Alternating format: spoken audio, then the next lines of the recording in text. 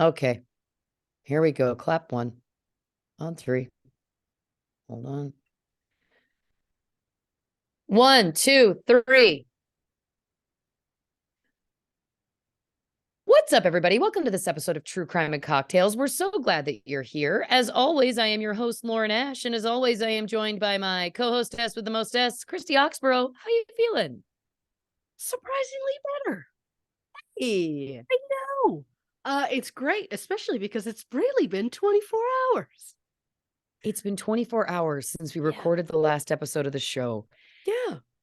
That means it's only been 24 hours since Detective Muffy Southmouth and Dr. Vagina Clam were introduced. Yeah. Yeah. It's been And out in yet the world at this point a whole week. it has. But for us, Yeah. barely Still a day. days. Yep. Yeah. Yeah.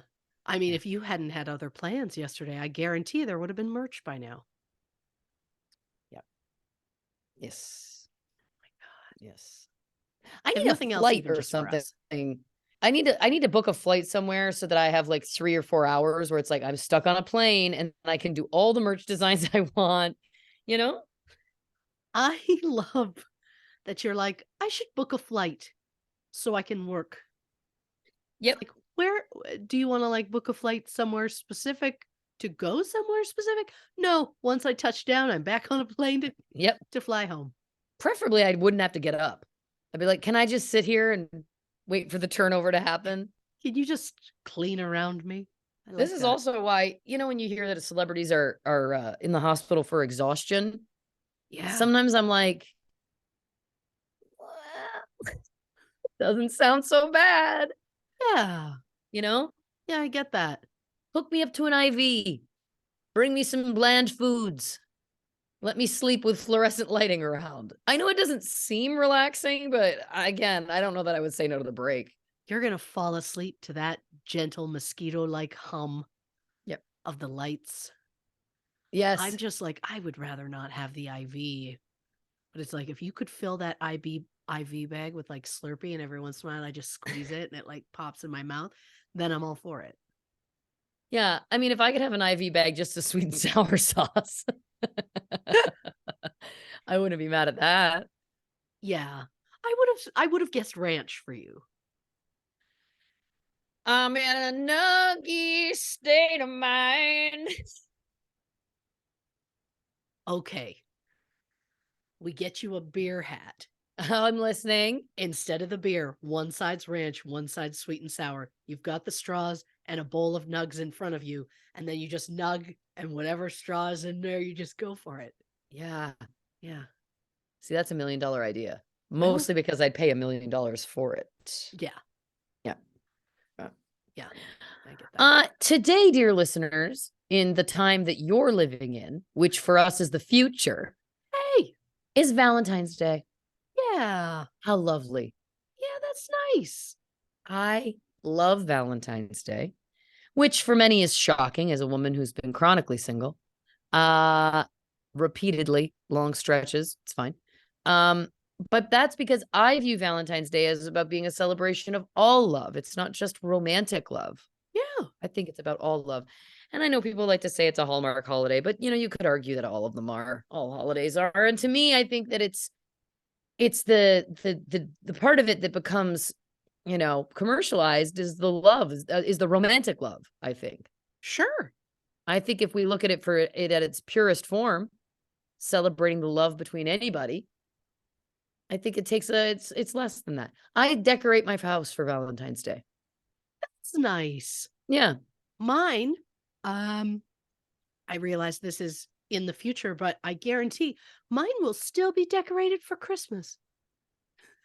And isn't that lovely in a way? Oh, it's nice. I like the lights on the tree. Mhm. It's early morning, it's still dark. Kids have left for school, and I sit in the glow of Christmas twinkling lights while I read up about murder. Like it's a lovely, cozy thing all around, especially because I recently got a weighted blanket. It's not heavy, heavy. It's only 8 pounds. And I made the mistake. I was like, I get really anxious. So I'm like, I would love to try it when I'm sleeping. But I've never been so hot at night. Like, it's too much. Like, I woke up on the surface of the sun. Like, I had the worst sleep of my life. So I was like, well, I'll just try it when I'm relaxing on the couch. Love it. Hey, Love it. And you I'd like to try heavier. wowzer. Bump me up, sir. What's 20 pounds feel like? You know what I Did mean? they Like, make 20-pound weighted blankets? I've seen 50. What was the weight of the one that tragically killed those kids? Oh God, I didn't know that. Oh God, I'm not laughing at that. I'm laughing at your reaction. Yeah, there was, I think, 2 children that got trapped under one and Oh my suffocated. God. Yeah, it's bad. Okay, I'll keep the 8. Yeah, I mean, I would consent for you to go up to like maybe 12, maybe even Mhm. 15. But Mhm. 20, I don't know. That's starting to get into 50 pounds. Who could sleep Oh, under that? I don't, and that's the thing. I don't know if people are sleeping under it or what. I don't know. I just got very excited to see it because I've always wanted to try one. But there are moments where I will pull it up so it's like on my chest and I just lay back and I'm just like, am I less anxious? I can't tell. Like, that's where I'm at. You know, I want to know what the weightage, Yeah. weightage, what the weight is on one of those x-ray vests when you go to the dentist and they do the x-rays and they cover Yeah. your Yeah. genitals Yeah. to make sure that they don't give you radiation you don't need. Of What's the course. weight on that vest? Because it feels heavy and that does make me feel calm. Oh, minimum 5, I would say. Really? Minimum. I would say a solid 5 to 10 pounds, isn't it? Um, I mean, I would think. I just have a hard time estimating. I guess I've never experienced one, so I have a hard time knowing what one Sure. feels like. Is it 8 pounds total? You know what I mean? I Like, is it 8 assume. pounds spread out? It's like a weird, like, it, I don't know if they're all this way, but this one in particular is like almost sewn into like little pockets, and like almost every other one is full of these little bead things. It feels like it's full of sand, is what it Huh. feels like. But there's something about it. Once it's on me, I'm like, oh, this is nice. And I'm just huddled in a corner of the couch, weighted down, trees going. I couldn't be happier.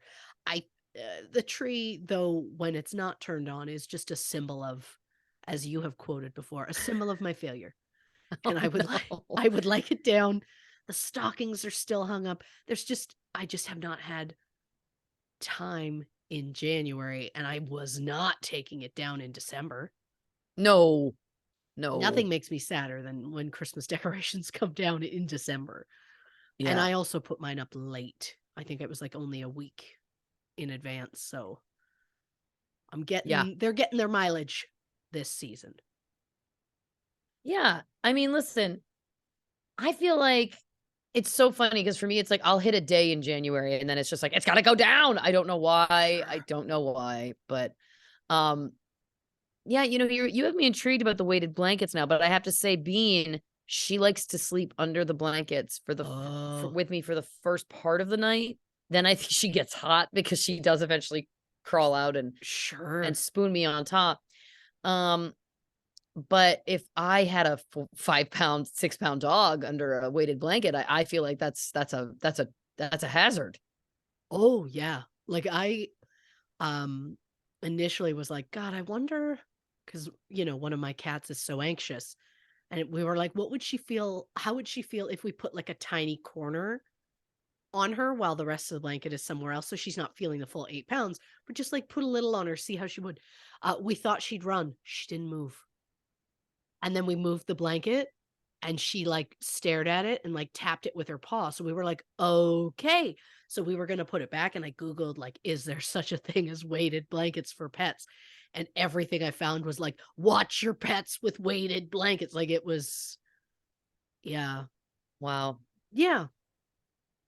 So I'm Hmm. like, I'm not going to leave her alone with it and have her get in there. But like, for the very brief moment that we tested it with all of us around, she seemed to really like it. That's interesting. But again, like, It's like solid to carry. I would have said it was more than 8 pounds, but it it was a lot. I am Right. intrigued, like, what's the heaviest you can go, and how does that feel?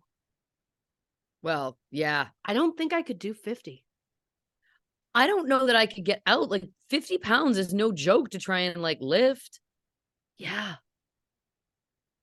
I'm I I'm mean, get Googling very quickly. What's the heaviest weighted blanket on the market? oh boy. Yeah. 50 pounds. You're right. Yeah. Oh my God. Yeah. I It mean, it would be a lot to carry. It would be a lot, like the shipping alone on something yeah, like that. yeah. But I mean, I would baby step and try another size up just to see. Again, I feel like you could go to 15 pounds. I mean, Sure. now I'm thinking 20 might not be crazy given the fact that they go up to 50, Yeah. but more than 20, I don't know. I'm going to start being concerned.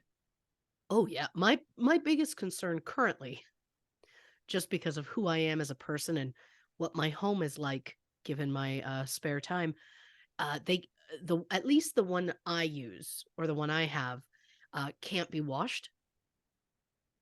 You can only like spot clean it. Oh, So I'm like, oh, this thing's gonna get like there's gonna be like salsa slopped on it. There's gonna be like some sort of child or cat something. Like it's not gonna last, but you you need a cannot put cover. it. Yeah, you can't put it in a washing machine because it You need affects a, the little beads that are in it that yeah, but you need weight to it. put a cover on it, like a duvet cover. I think so. Yeah, Yeah, because then you can wash that at least. that is very true. The salsa will soak through, so if Yeah, you right. have a slop, then you're gonna need to try and get it off as quickly as possible. So slop pail. I You need need a to slop pail. I Yep. need to like start bibbing it, but like the bib is so long, it's basically a dress I just tie around my neck and then let it hang on the front, so that's my bib. You're gonna So it will, Leslie Bibbit. yeah, I like that. Most isn't that her name? Leslie Bibb. Yeah, Yeah. What a random reference, Laura Nash. I like it a lot. Is she not um the actress? I believe, what was the show, Popular? Oh, maybe. Was that what it was called? And also, is she the one dating Sam Rockwell? Interesting. Maybe I'm wrong. I thought he was dating one of the actresses from Popular, but not the other one whose name I can't remember, who was in A She Recipe for a is Perfect Christmas with Christine Baranski and okay, well done. Bobby She Cannavale. had she has been with Sam Rockwell since 2007. Wow. Yep. And she's Holy shit. gorgeous, by the way. Oh yeah. Gorgeous. She was also uh oh god, she was a rich neighbor on something. Maybe it was American Housewife? I don't know. I could be wrong. But she was very funny Excuse on me. that show. So, Have I sneezed on the show before? I don't even know that I have. I don't know. Why am I trying to celebrate firsts when there are things like bodily functions? New year, new you. New year, new me, baby. Nothing's too small to celebrate. I often believe that. I've That's where always we're believed at. that. Yep. And it's Well, Valentine's Day. So, yeah, speaking of, yeah. um, update. Oh, I like that. I went to my final Harry Styles concert last night. Yeah, you did. And I know I've talked about it on the show. I can't remember if I got into the sign that I was making on this show or if it was a Patreon episode or not. But for those who don't know, I was at a Coldplay concert in 2014 and Mm-hmm. someone was dancing with me and it turned out it was Harry Styles. And long story short, I made a sign that I took to the concert last night that said, Harry, because it had an exclamation point. Of course. You danced with me at Coldplay in 2014. Let's dance again. It's nice. And I was close enough that I do feel he read it Hey. because there was a moment he was like looking my way. There was no other signs in that area. And he like paused for a second. And then when he came back, I put it up again and he looked over and gave a peace sign. Hey. And we got That's that something. on video. We got that on video. Oh, that's nice. Yeah. That's gonna be So a treasure. yeah, it really is. It really is. That's going to be something for the books.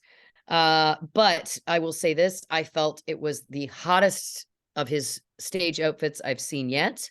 Oh. Like a powder blue and pink satin cowboy outfit. And the other thing I want to say is he's been committing to these open tops. Yes. Shirtless. And that's philanthropy. Okay. Mm-hmm. That man, I was close enough to the stage that you could see every chiseled ripple of that body. And listen, I'm not trying to make anyone uncomfortable here, but all I want to say is there were moments that I would go to raise my phone up to take a photo or something, and I would be like caught in between awake and asleep, like it was like a deer in headlights, frozen, like just like a specimen. You know, I like the enunciation. I do. That's nice. But it's, yeah, and the show is so great. Like, it's not just about him being attractive. I want to make this clear. Like, his show is so joyful. And having seen it before, but from afar, I was always like, man, he really like, he gives it. Like, he's pumping those arms hard. He's dancing hard. I had no idea until I got as close as I was what it is to actually watch him, because of course I love that also as someone who performed in theater for years, I never made the connection, but like from a distance it looks like he's going hard. So what does it look like up close? I'll tell you what it looks like up close. It looks like a man who's going to give himself a stroke. Like he dances so hard. Like when he punches the air, it's like everything that he has. It's just such a spectacle. It's such a great show. I think it spreads joy and happiness and positivity. He exhibits so much gratitude throughout the show. Thanking people for coming many times, thanking people for supporting him many times, thanking the band, the crew that works at the Staples Center, like everything, it's just, you leave going, what a delight. That's nice. Yeah. Oh, I love that for you. Yeah, it was nice. It was nice. I also looked hot as hell. You did. Yeah. Thank you. Yeah. Yeah. We can put one of those photos on our Instagram also, on the True Crime and Cocktails one, just because if people like for the case file, like if they need a reference and they can't get over to my Instagram, then maybe we should just make sure that they've got one over there too, Sure. First of all, couldn't be happier with what's happening. Second of all, I wasn't going to put you in the case file. I'd give you your own post.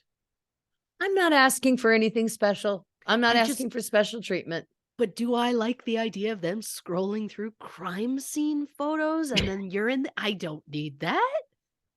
I don't want You're right. Mentally linked with crime scene. You're right. I think you should have your own post. All right. I guess. When do we ever just post photos? Rarely. Very rarely.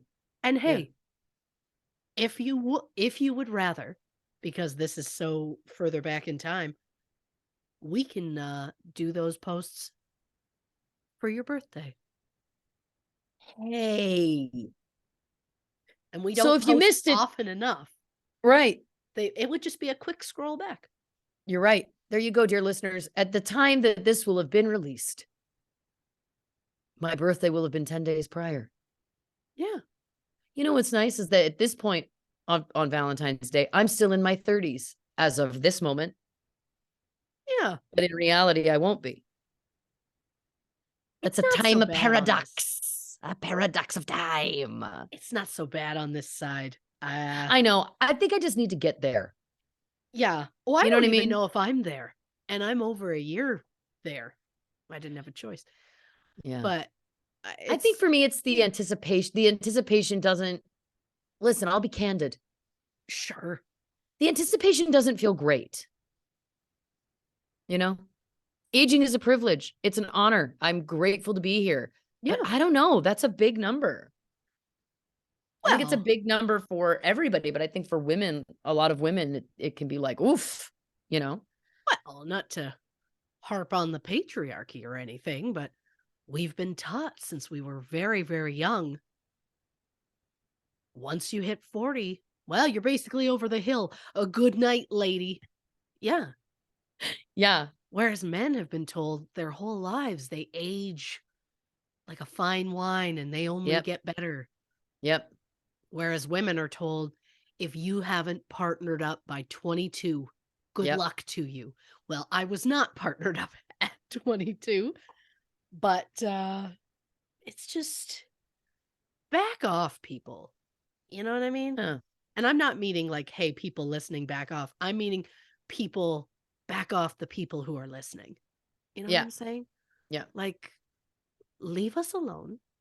Yeah. Especially women who are aging. It's like oh my God.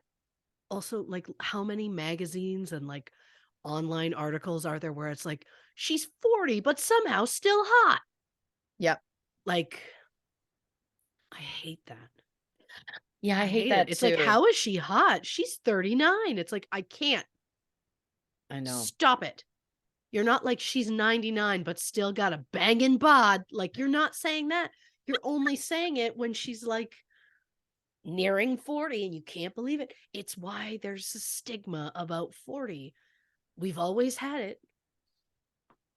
Yeah. I blame the media Yeah. and the patriarchy. Yeah. I agree. Yeah. You know, it's funny too, because I put up a bunch of pictures today from last night and Good. I thought I looked so great. You did. And I did. Well, I know I looked so great. But there was the only negative comments I got were from a couple of men. And it was like, why are you trying to look like an American teenager? Which I thought was so specific. And then someone replied to him and just said, midlife crisis. And I was like, not today, Satan. Because I also just want to reiterate, I love, like, people are always like, ignore it, don't engage it, whatever. And I'm like, you are asking something that is unfair because I have to do this social media for my job. And in the past, it has been a joy. And there are elements of it that are still a joy connecting with people. But it also requires that you end up seeing, even if you try your damnedest not to read it, there will be stuff that comes through in your notifications or whatever. You see some of it. And to say that it's like, you're expected to share about your life, but then also you can't feel anything about a negative comment and you can't engage. You're asking something that is not human of people. Yeah. It's not human or fair, right? Yeah. To say, well, just ignore it. Just don't pay attention to it. Just whatever. Feelings are feelings. And sometimes it's not that easy. And also, sometimes it just feels nice to clap back. Like sometimes that's Yeah. fun. And it makes the like bullshit of social media like feel fun on some level. Sure. Anyway, I said something along the lines of, I'm living my best life while you're writing negative things on Instagram. Go back to your beige lives, boys. I like that a lot. Right? Yes. Oh yeah. There are people who the only joy they get is by trying to take somebody else's Yeah. because they have nothing else in their lives to be joyful about. Yeah. It's like, who hates joy? I think a lot of people do. A lot of people currently. I think a lot of people They're always have, jealous. but it has ramped up. It has gotten worse. Yeah. I think it's a jealousy thing.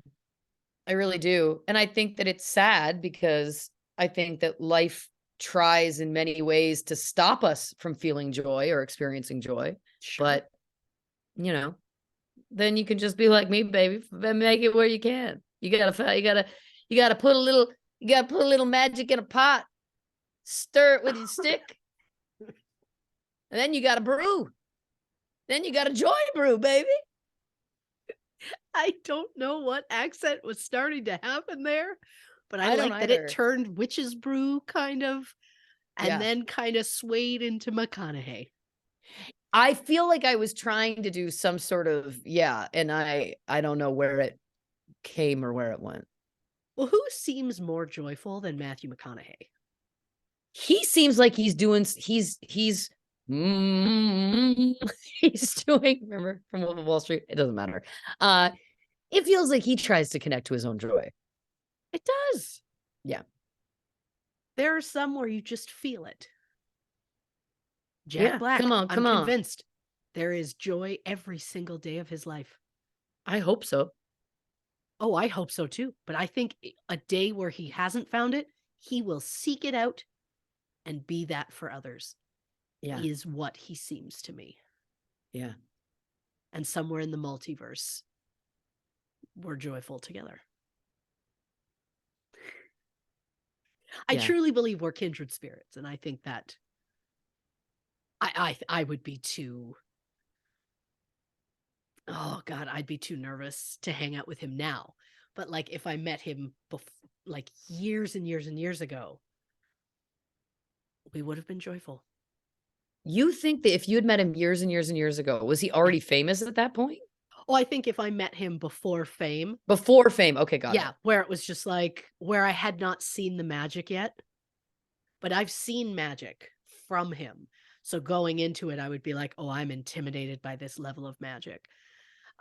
Whereas if I'm seeing the magic firsthand for the first time, then it would be a different story. I get that. But he's a level of joy that, I mean, that man sparkles. Yeah. Him rocking that kid's toy saxophone, I mean, that is enough. Him in School of Rock being so supportive of all those children. Yeah. Why wasn't he a rom-com lead? The second he was in The Holiday, it should have been like, well, obviously we need to put him as a lead in rom-com. And I hope he still is.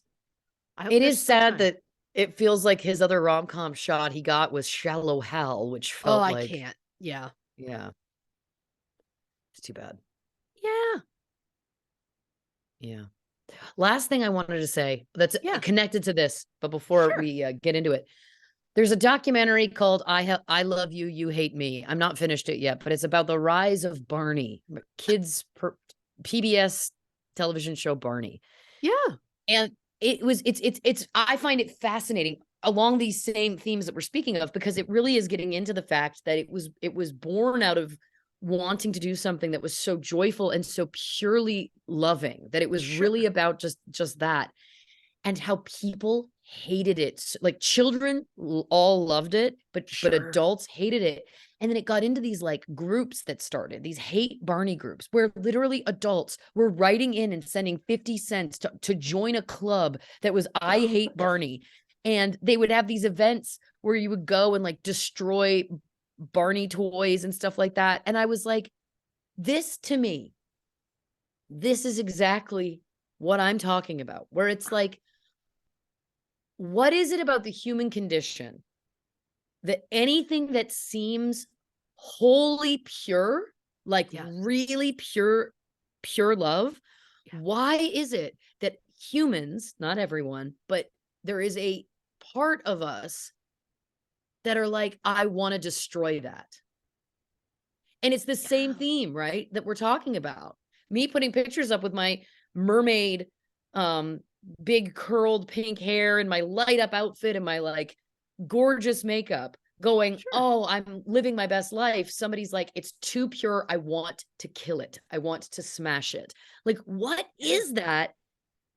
It's literally, well, it's like Fight Club. I wanted to destroy something beautiful. Like, it's interesting to me, just as again, along this theme, that it's like, also to the adults, and listen, I say this with peace and love, but like to any adult that felt like your life was being so burdened because your child was watching Barney that you felt the need to join a club celebrating hate.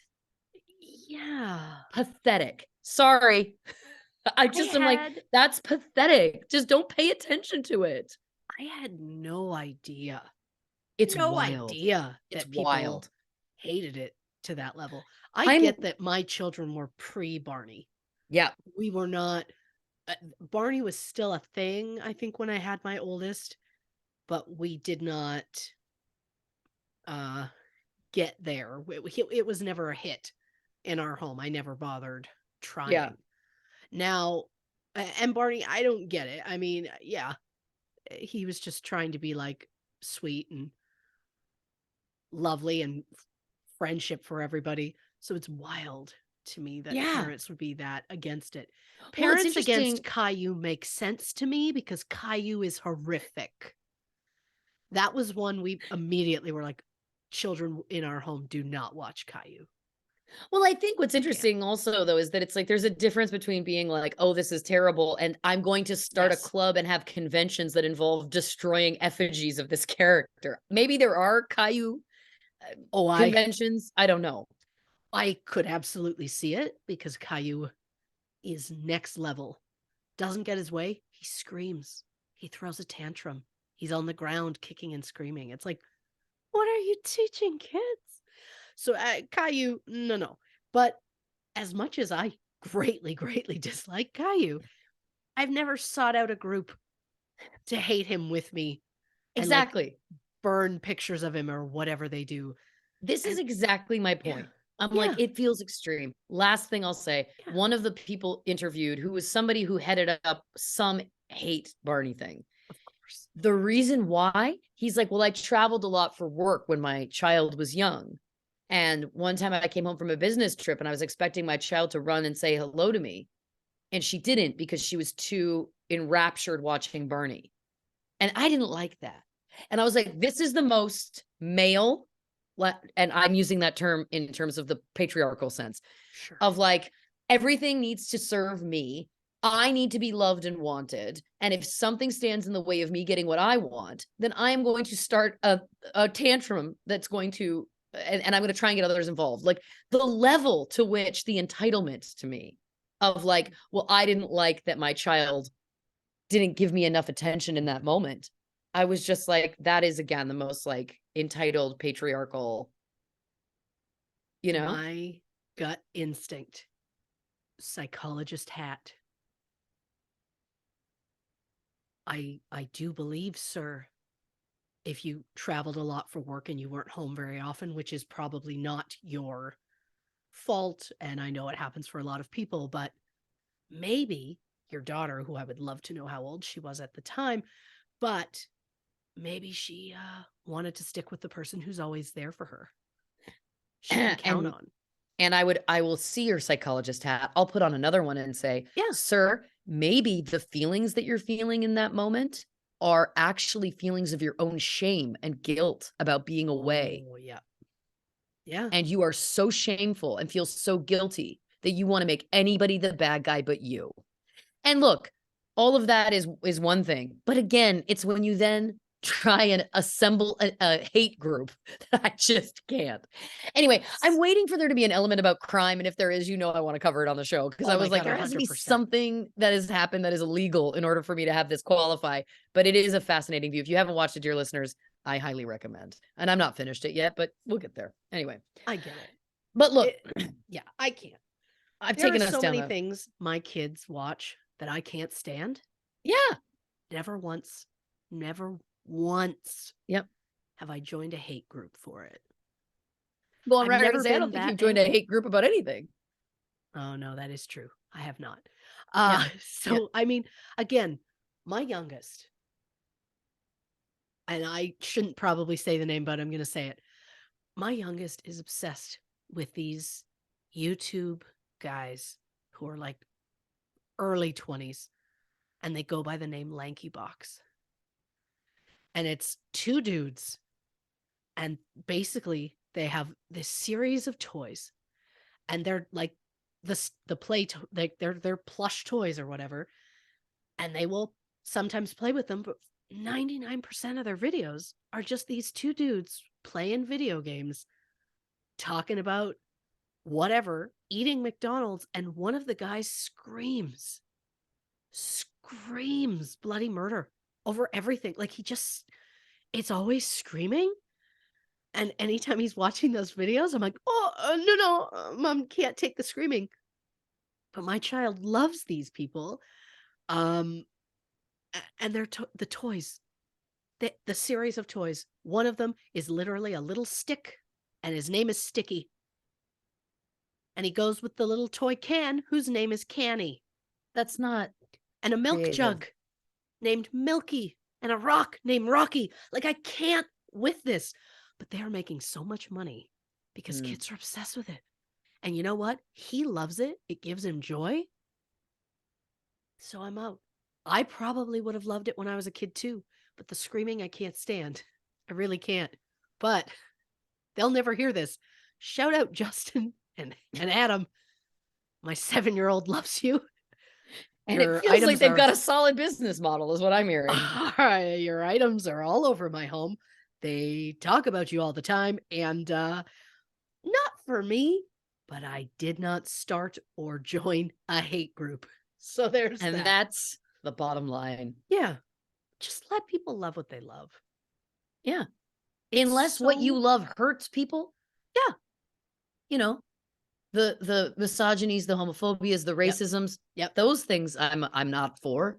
Nope. But as long as you're not hurting anyone and Nope. it's for good. Yeah. Period. It would take you less energy Yeah. to ignore it than it would for you to get so ramped up. You're like, I'm going to make a group. We're going to hang out. We're going to yell about them and burn those plushies to the ground. Like, Yep. be an adult. Yeah. Well, on that note. Yeah. This might be the longest opener we've ever had, but you know what? I think we have covered a lot of nice ground in there. We got passionate. Nice themes. And passion is a nice thing for Valentine's Day. Hello. The color of red, the color of love. We're talking, of course, in this episode about Murder in the Valleys. This was the December patrons poll winner. We're over on patreon.com/true crime and cocktails, where if you are a patron, you can also vote in polls that allow you to help choose one episode we cover on the show per month. And this was December's pick. So I'll tell you a little bit about it.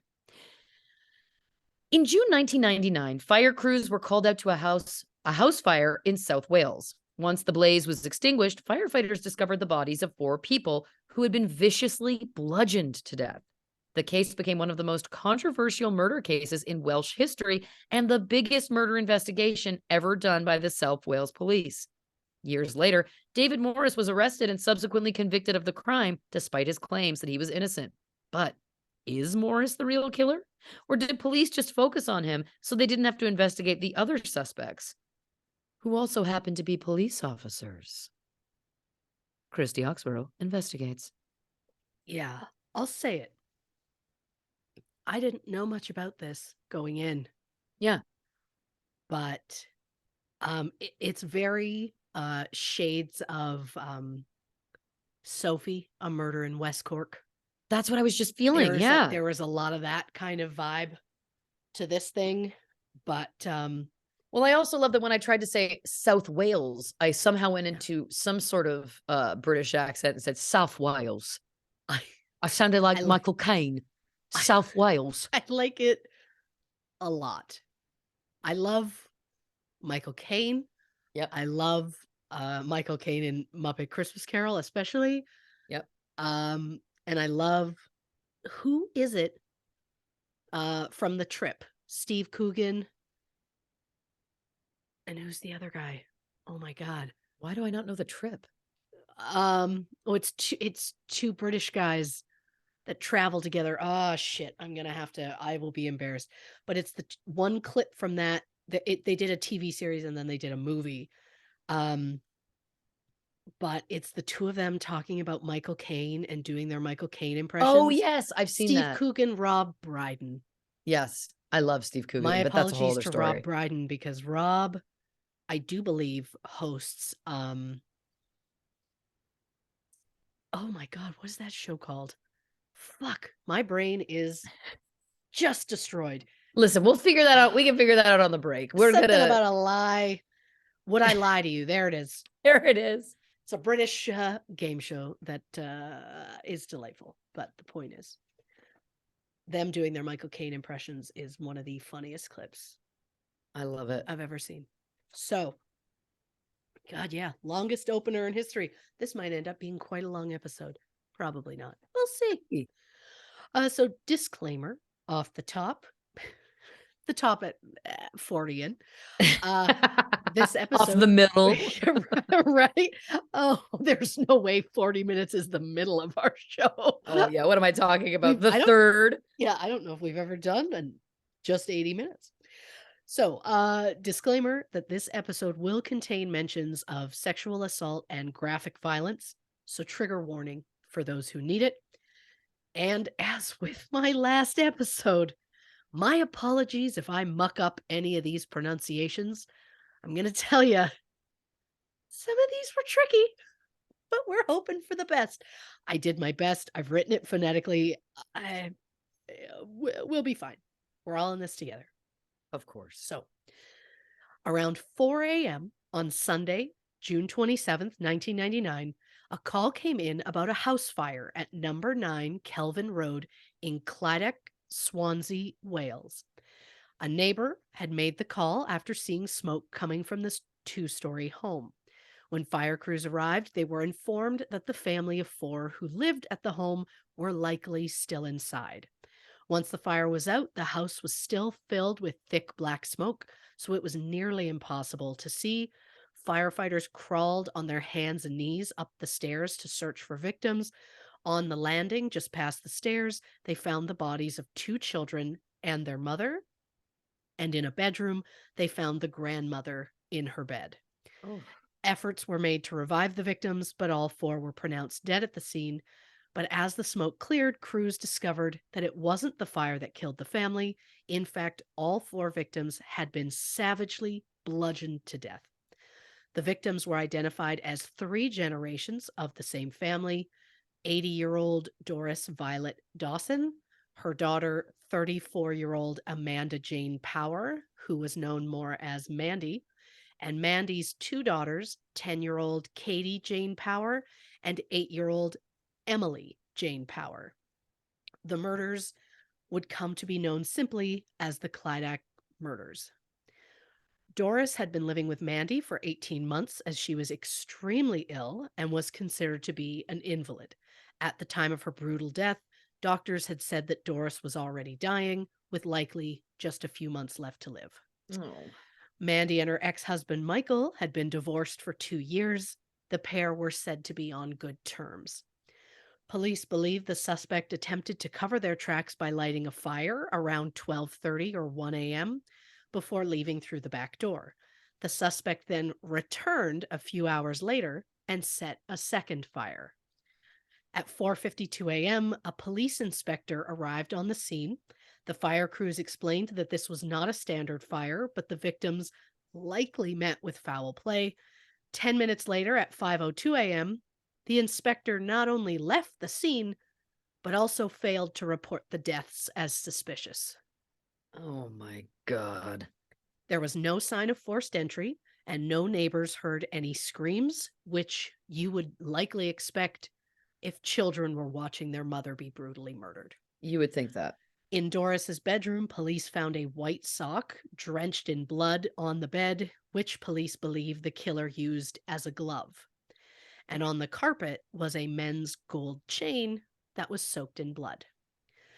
On the landing, police found a fiberglass pole about 1.5 meters or 59 inches long, weighing about 5 pounds. The pole was something that had been left behind by a previous tenant, and Mandy's daughters used it as a baton, just kind of twirling it around for fun. It was used as a murder weapon, which means the killer went to that house without a weapon. Interesting. Or they took a weapon and they didn't use it. Blood on the pole was later found to be a match to Mandy, Katie, and Emily. Since there was no detectable level of blood from Doris detected on the pole, investigators believe that means Doris was killed first, while the rest of the family was out. Doris was hit repeatedly to the point where she was nearly unrecognizable. At 11:50 p.m., Mandy, who had spent the night babysitting for a cousin, arrived back at the house with her daughters, where the killer bludgeoned all three of them with that same fiberglass pole. The suspect then stripped Mandy's body and sexually assaulted her, leaving a vibrator inside of her. Oh Yeah. my God. Yeah, this was new to me. Didn't know any of this when I went in, so it's been yeah. Yeah, it's been something.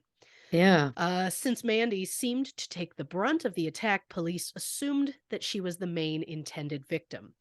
But who would want Mandy dead? She had no financial issues, no criminal record, and no history of drug use. So at first, police struggled to figure out who would want Mandy dead. Mandy was described by many as bubbly, fun, and a devoted mother. So on June 28th, 1999, police did a press conference to appeal to the public for help in solving the case. And then it came out that since her divorce, Mandy had been dating both men and women. And the main woman that she had been seeing lately was Allison Lewis, a rugby player who had been a police officer until 1993 when she retired for medical reasons. Mandy was very open with people about her relationship with Allison, but Allison tried to keep it a secret as Allison was married. Okay. Most people believe that Allison's husband, Stephen, knew about the affair, but Allison was adamant he had no idea. Police again issued a plea to the public for any information on the case. A woman named Nicola Williams came forward to say that on the night of the murders, she was driving home from Cardiff along Gallionan Road, which is 1.1 miles or 1.8 kilometers northeast of Kelvin Road, where the murders took place. Around 2:30 a.m., Nicola saw a man walking quickly, carrying a bundle under his arm. The man was Caucasian, about 6 feet tall, with a heavy build and dark hair. He was wearing dark trousers and a shiny bomber jacket. Nicola worked with the police, who used a computer program to create an electronic facial identification technique, or EFIT, of the suspect. Basically, it's like a police sketch, but done electronically. When the EFIT was shown to the victim's neighbor, Louise, she said the man looked just like Allison's husband, Stephen Lewis. Oh. When Stephen's photo was compared to the EFIT, a computer said the image had a 90% likeness.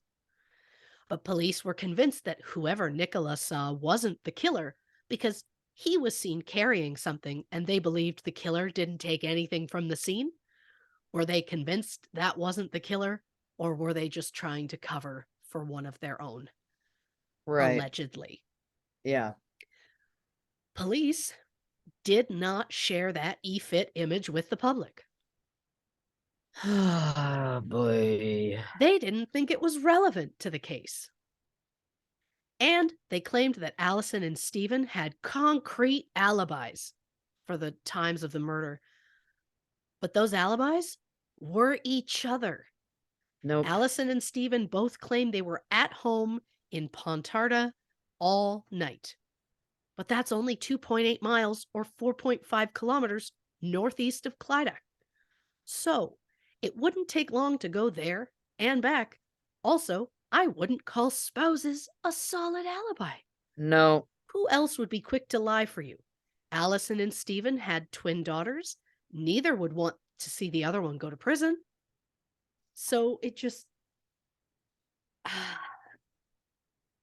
really bothers me. But Yeah. Allison says she woke up twice throughout the night, the second time being around 4:30 a.m., and she claims Stephen was there both times.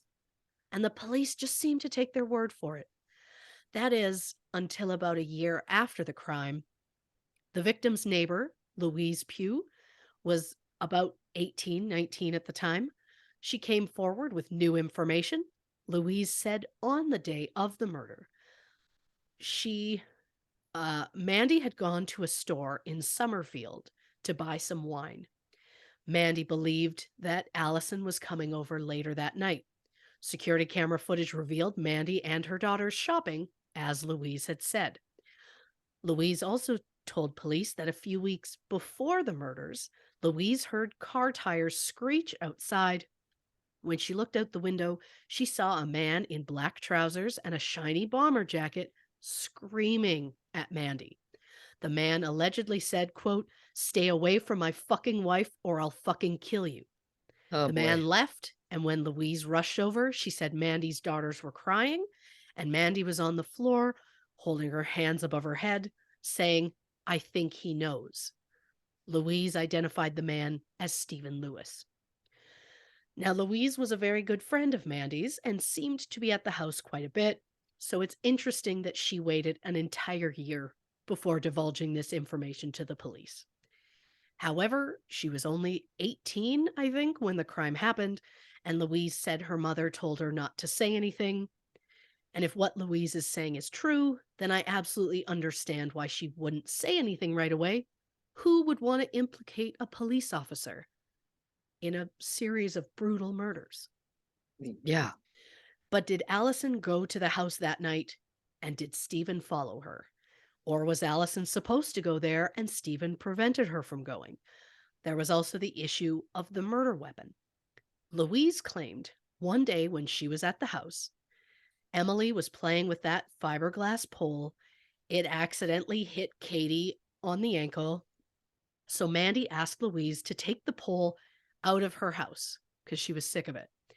So Louise stuck the pole over by the shed in the back garden. She said that when she turned to go back into the house, Louise saw Allison standing at the door watching her. So Allison allegedly knew where that weapon was left. Right. It was also said that Allison and Mandy had fights over the fact that Mandy was very flirty with other people. The couple often argued about it, and during one particular fight, some sort of ornament was thrown at the wall. Allison and Stephen, who were 33 and 38, respectively, were arrested on suspicion of murder. They were questioned by police for 4 days, but were eventually released without charge after it was determined there was insufficient evidence against them. The public was outraged as the majority believed that Allison and Stephen were involved. But the public should also have been outraged about how the case was initially handled. Not only did that first officer on scene not secure the back door, even though it was likely the killer's exit, he didn't preserve the scene. This was the same officer who spent 10 minutes at the crime scene and who didn't report the deaths as suspicious, even after being told by firefighters it was obviously foul play. This officer was named Sergeant Stuart Lewis, the brother of Allison's husband, Stephen. Oh boy. And not just brothers, they were twins. Shut up. Meaning that E-fit was a 90% likeness for Stuart and Stephen. Well, no wonder they didn't release it to the public. I think it looks more like Stephen. They have a or more like Stuart, rather. They have a very, very similar face, but it's just different enough that I'm like, oh, that looks just like Stuart. We'll get into that. But again, the police had written off the idea that the E-fit could be the killer simply because he was seen carrying something. But what if the E-fit was of the accessory who brought things to the crime scene to set that second set of fires? Just a thought. Stuart was known to be a meticulous officer who did everything by the book, but it certainly seems like he purposely chose to ignore the book when he showed up at Mandy's house that morning. Stuart was only working that night because he changed his shift to accommodate attending a christening the next day. But during his night shift, no one knows where Stuart went. When later asked, Stuart couldn't say where he'd been. He didn't remember. There was no record or logbook that listed where Stuart's car had been. So he was just driving around aimlessly in an unmarked police car, which happened to be a red, I believe it's pronounced Puget, diesel car. And wouldn't you know, several witnesses spotted a car of that same make and color on Kelvin Road the night of the murders. Also, Rosemary Jones, who lived across the street from the victims, said she woke up around 1 a.m. to the sound of a diesel vehicle idling outside. When Rosemary looked outside, she saw someone exit the vehicle and go into Mandy's house. Oh my The God. South Wales police claimed that Stewart was at a carpet shop investigating a dog bite around the time the second fires were set. So then they said, well, that means Stewart couldn't have been the killer. But they didn't say what specific time that was or where this carpet shop was located. Stewart was later arrested on suspicion of perverting the course of justice, but was later released without charge. Despite having 50 detectives on the case, 4,596 statements, and 3,735 exhibits, the South Wales police was running out of leads. So they chose to focus on the men's gold chain that was found in Doris's bedroom. Police believed that chain had been pulled off the killer during a struggle. The chain was manufactured in 1989 and sold at Argos, which is a popular retail store in the UK. While at a rugby match, an off-duty police officer was talking with some acquaintances when they mentioned that gold chain. One person said they knew someone who wore a chain just like that, and that someone was 37-year-old David George Morris, a builder and a father of 3. David had recently moved to Craigceffin Park and with his girlfriend Mandy Jewell, who just happened to be Mandy Power's best friend. Oh my God. To prevent any confusion, I will refer to Mandy Jewell as Jewel from now on. David had a history of drugs and dangerous driving, and his neighbors were skeptical of him because he was a newcomer. So just 2 days after the murders, someone from Craigceffin Park, which is only 1.7 miles or 2.8 kilometers from Clydach, submitted a tip to police that David Morris knew Mandy Power personally and that he was known to become violent when he was frenzied, and he had a history with weapons. On September 7th, 1996, David got into an argument with Carl Wassel. According to a witness, David was unprovoked when he struck Carl 20 times with an iron bar. Carl luckily survived, but had to undergo months of surgeries to remove skull fragments from his brain. Oh God. During the trial, the witness changed his story and said David had acted in self-defense, and David was acquitted. So, in the 80s, David did some time in jail, including 4 years for conspiracy to commit robbery, 1 year for burglary, and 18 months for burglary and breach of suspended sentence. His first wife, Wendy, allegedly divorced David because he was violent towards her, but David's sister has denied that being true.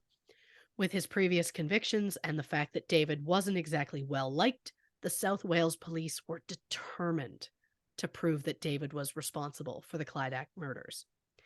According to David, on the day of the murders, he said he was down at a pub having drinks and watching rugby with Jewel when they got into a bit of a row, as it were.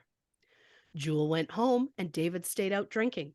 Around 11:30 p.m., David said he left the pub and started walking towards his parents' house in Swansea, which is about 6 miles or 9 kilometers away. Halfway there, David changed his mind and decided to turn around and head back home, arriving around 4:30 a.m. Jewel said she woke up to the sound of the door opening, and since the dogs didn't bark, she just assumed that David had returned home, but she didn't check to see what time it was. And that, dear listeners, is how you openly admit that you don't have an alibi for the time of the crime. Yep. And just to clarify, the pub where David was drinking was the New Inn, which is situated on Lone Road, about 0.1 miles or 1.1 kilometers from Kelvin Road, where the murders took place. And since David admitted to leaving the pub at 11:30, and the murders likely happened between midnight and 12:30, David had enough time for the 13 minutes it would take him to walk to Mandy's house. I'm not saying he did, I'm just saying he was in the area at the right time and he didn't have an alibi, which is very similar to what happened to Ian Bailey in the episode of Sophie, A Murder in West Cork. Yeah. But David said he had absolutely no motive for killing Mandy. The morning of the murders, Janice Williams, who had been drinking at the pub with Jewel and David the night before, told police that after Jewel left, David started talking about Mandy Power, and David referred to Mandy as an evil cow, horrible, and an unfit mother. David was said to have taken amphetamines that night while drinking heavily at the pub. It was also common knowledge, though, that Janice didn't like David. So, did he really say these things about Mandy, or was Janice just trying to help David look guilty? But for David to look guilty enough for an arrest, police needed evidence linking David to the crime scene. But since the scene was full of damage from smoke and heat and water, there was not a lot of usable evidence. However, they had the fiberglass pole and the gold chain. The pole was found to have male DNA, but police could not identify it. So police chose to focus on the gold chain, hoping that if they found the chain's owner, they'd find the killer. But since it was lying in a pool of blood, the chain was too contaminated to get any DNA from the owner. But investigators noticed the clasp was missing. Police saw photos of David wearing an identical chain, and it appeared to have been broken. So they hoped maybe it was the same one. But David was adamant that the chain found at the scene was not his. In fact, David swore on the lives of his children that the chain wasn't his.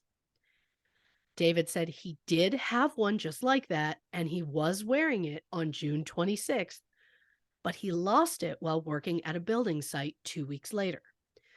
The police then went to that building site, removed the concrete slabs that David had installed that day, but never found a chain or sight of it anywhere. Oh boy. Then David's boss and cousin, Eric Williams, told police that after the public plea about the chain, David asked Eric if he could borrow some money because he needed to buy a new chain before police questioned David about his own. Eric also told police that 2 days after the murders, David told him he had had sex with Mandy the night before her death. And that his chain was, quote, still with Mandy. Oh boy. David denied this. 3 separate tests were done on that chain. None came back with anything useful. Investigators sent the necklace for a testing a 4th time, this time to see it was sent to a metal expert who was supposed to determine if the chain had ever been stretched. While that couldn't be determined, the expert did find brick dust and green paint between the links of the chain. The brick dust clearly could have come from David's job. But what about the green paint? Well, when police searched David's home, under 3 layers of paint in the kitchen, they found that same green paint. Finally, David admitted the chain found at the crime scene was his, saying, quote, I saw Mandy the day before the murders, and we had sex in her house, and my chain must have dropped out of my pocket and stayed at the scene. David also admitted, quote, I admit I lied, but I am not responsible for any murders. At 7 a.m. on March 20th, 2001, David Morris was arrested on suspicion of murder. After his arrest, David used his one phone call to call his cousin and boss, Eric Williams, and say, quote, I'll never forgive you for what you've just done. Jesus. Yeah. Wow. Well, listen, I'm fully into this because I really thought I was going one way. Now I'm going another way. Now I'm like, what else has yet to come? Which is the cases that we love to talk about on this show, the ones that confound us. So listen, dear listeners, let's take our first break, hit the can, grab a drink, and we're going to be right back with more on the Murder in the Valleys case on this episode of True Crime and Cocktails. All right, clap 2. 1, 2, 3. Welcome back to this episode of True Crime and Cocktails. We're, of course, discussing the Murder in the Valleys case. Before the break, I thought I had a suspect. Then I went back on it. Then I thought I had another. Now I'm not so sure. Christy Oxborrow, what you got next? Well, on April 10th, 2002, David's trial started at the Swansea Crown Court. The prosecution claimed that David killed Mandy after she denied his sexual advances. But if that was true, then why would David kill Doris first? That doesn't make sense. If Mandy rejected him, it seems more likely that David would attack Mandy first. And if Mandy rejected David's advances and he sexually assaulted her out of anger, either before or after killing her, then why wasn't his DNA found on her body? DNA swabs were taken from the vibrator and Mandy's inner thigh. Not only were there no DNA from David Morris, police found the DNA on Mandy's thigh was a mixture of material from Mandy and Allison Lewis. Oh, okay. So on May 7th, Allison took the stand. She told the court that she discovered she was gay after taking up rugby, but that she hid it from her husband, not the rugby, the lesbian part. Obviously, I felt like that goes without saying, but I'm an ass. Allison said that her DNA was found because she and Mandy had had sex twice in the 24 hours before the murders. Allison said she had no reason to harm Mandy and that Mandy's death was so devastating to her that Allison was briefly committed to a psychiatric hospital after Mandy's death. Uh-huh. Something I did find interesting about the trial was the defense really focused on the idea that Allison was the killer. And I know it's their job to show the jury other potential killers to cast doubt on whether it was their client. But I just found it interesting that Allison seemed to be their main focus. To me, a husband finding out that his wife is having an affair with another woman is likely to be more angry and potentially more violent than a woman having an affair who got jealous because her girlfriend was flirtatious. And maybe Allison learned that Mandy slept with David and she became enraged. But I find it interesting that the defense really tried to sell that idea that Allison was jealous of how flirty Mandy was, so jealous that she slaughtered 4 people. I just don't know if I buy it. I guess the only other question I have, though, is Yeah. she doesn't really have an alibi either, though, does she? Nope. Yep. It just doesn't make sense to me. If you want to put the focus on someone else, the angry cop husband seemed like a safer bet to me. You know, the one who matched the e-fit of the man a witness saw in the area at the time. Yeah. But while focusing on Allison as the bad guy to take focus off their client, the defense brought in Mandy's friend and neighbor, Louise Pugh. Louise said that the 1998 Michael Bay blockbuster Armageddon was Mandy and Allison's favorite movie. Mandy had rented it from a video store and Louise had borrowed it from her. Mandy asked for it back as she told Louise she was going to watch it later that night with Allison. So on the night of the murders, Louise took that borrowed videotape back to Mandy's house, but when Mandy didn't answer the door, Louise slipped it through the mail slot on the front door. Louise was adamant that this occurred on Saturday, June 26th. But of all the videotapes found at Mandy's house the day after the murder, Armageddon was not one of them.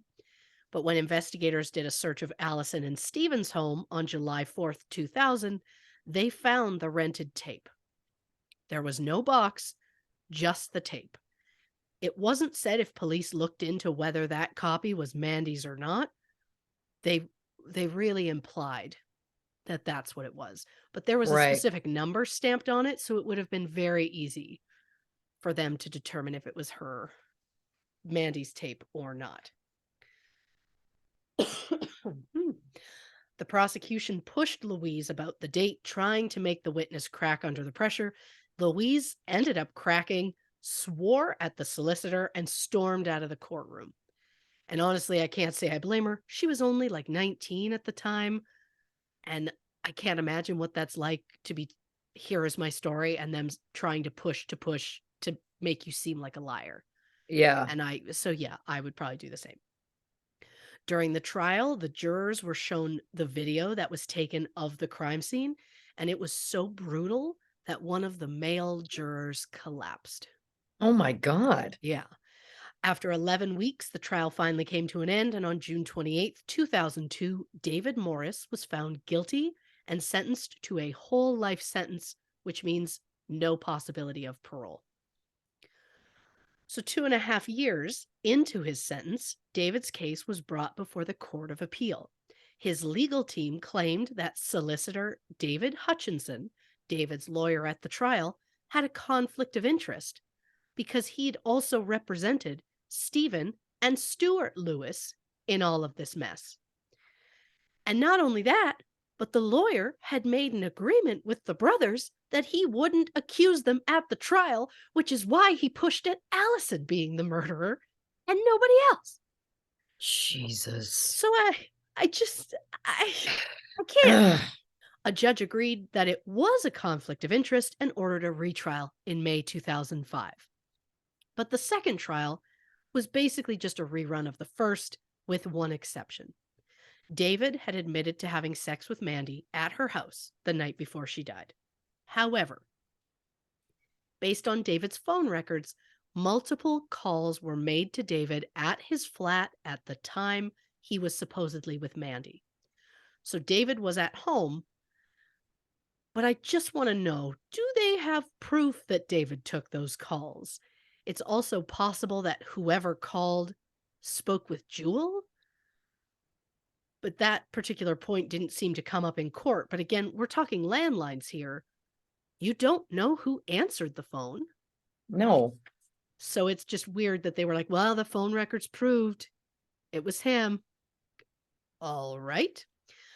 3 months after the new trial started, it came to an end, and David was once again found guilty. He was sent back to Long Lartin Prison in Worcestershire to serve a minimum 32-year sentence. David's family continued to believe in his innocence, saying that David was not the monster that the police had made him out to be. They fought tirelessly for appeals, hoping to see David get an early release. They started a Facebook group called Justice for David, and they received a message from a man named John Allen. John said that on the night of June 26th, he was driving up the mountain road late at night. It was pitch black, but John said his high beams were on, so the entire lane was lit up. When he came around a corner, John saw a man walking in the middle of the road. He slammed on the brakes, and the man turned and made eye contact with him. John said he seemed to be carrying some sort of green duffel or kit bag under his arm, and John swears that man was Stephen Lewis. There are, of course, questions as to why a potential witness would wait over 20 years before coming forward. John said that since Stephen was a cop, he stayed quiet because he worried about the safety of his family. He also said he was scared to come forward because at the time he was driving without a license, which was why he was taking the back roads. David's legal team interviewed John Allen's associates, and they were, quote, unable to support his account. So we don't know that Mr. Allen was telling the truth or not. Right. In January 2021, a decision was made to do a complete forensic review of the case after an episode of BBC Wales Investigates had raised questions as to David Morris's guilt. And not surprising, the review brought up a lot of things that were never mentioned at the trials.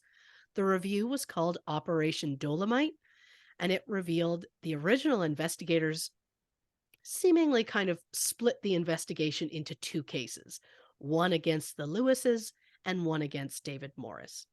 The Lewis portion of the investigation was never shown to the jury in either trial. It was pushed that Stephen only had a motive if he knew about Allison and Mandy's affair, and the police seemed satisfied when Allison said Stephen didn't know. However, Allison's friends and fellow rugby players all said that, yeah, Stephen knew. The review also revealed a witness that was never brought up at either trial. A police informant said he was in the pub when he overheard Mandy and two of her friends talking. Mandy told her friends that she and her children had been threatened by her current lover's husband, who happened to be a police officer. The informant said the conversation occurred June 28th, not June 28th, June 26th, I believe, at 4:47 p.m., just 7 hours before the murders occurred. Stephen, of course, denies any knowledge of the affair prior to the murders and denies ever threatening Mandy or her children. But Stephen Lewis's story changed a lot. First, he told police he'd never been in Mandy's house before. When asked later again, he said, quote, "To the best of my recollections, one time." Then he admitted that he was in Mandy's house multiple times, including the time she asked him to light the gas stove so they could have tea. The thing is, Mandy's stove was electric, so I'm not sure why Stephen would remember using matches in Mandy's home. Oh, boy. I'm not accusing anybody of anything. It's just sketchy for someone, especially a police officer, to lie about their connection to a victim or to a crime scene. Stephen also told police that he, quote, may have inadvertently touched the murder weapon because he lifted something out of the shed for Mandy. What was it? A dryer. He took a dryer from the shed and moved it into the house for Mandy. But the thing that stands out to me is that Stephen is trying to justify his prints being potentially found on that murder weapon, with the excuse that he was in the shed and he can't be sure if he touched it or not. Which sounds to me like someone is trying to cover for their tracks in case their prints are found on it. Stephen also said he might have gone into Doris's room at some point. Oh my And God. to that I say, why would you? Unless you want to explain why your DNA might be found in that room. It's like his statement that he may have touched the murder weapon. In my opinion, you only say these things if there is a real possibility that your prints or DNA is at that scene, and it makes you look guilty. But Stephen didn't have to worry because police were 100% convinced that David Morris was the culprit. Senior investigator Martin Lloyd Evans said, quote, "I have no doubt at all that David Morris is the killer. No doubt at all." And then he said, quote, "David Morris was never a victim." Okay. Which kind of sounds like he maybe had blinders on when it came to David. It's more than possible that David was in fact the killer, but there was also a lot of evidence that pointed at other people. And to have no doubt at all is such a bold statement to make. It's the kind of thing I would only say if I either witnessed the murder myself or if I walked into the room and saw the murderer standing over the body holding the murder weapon. Yeah. Officer Lloyd Evans also tried to justify why he believed Stephen Lewis was innocent. He said, if Stephen had discovered his wife was cheating on him, then it would be enough to make Stephen angry at his wife and maybe even angry at Mandy. But it wasn't a motive to kill an entire family. And yet, Lloyd Williams believed that Mandy turned David Morris down, and David was so angry that he murdered the entire family. Yeah, great point. And I just find it interesting that the officer can say anger would explain why one man murdered multiple people, but not why another one would. I'm not outright saying that Stephen or David had done it. I just think it's wild that the investigating officers didn't think maybe the killer targeted Mandy and then killed her family because they were witnesses or because the killer was so full of rage and couldn't stop. Yeah. And I know that David's chain was found at the scene and that he lied about it. I could honestly see that being the case of him trying to cover up that he cheated on his girlfriend with her best friend. But yes, it's also possible that David's chain was found at the scene because he was the killer. I'm just saying I think some of the other suspects in this case should have been looked at harder than they were. But I should clarify, the documentary that this episode is named for implied that neither Stephen nor his brother Stuart were punished in any way for their potential involvement in this case.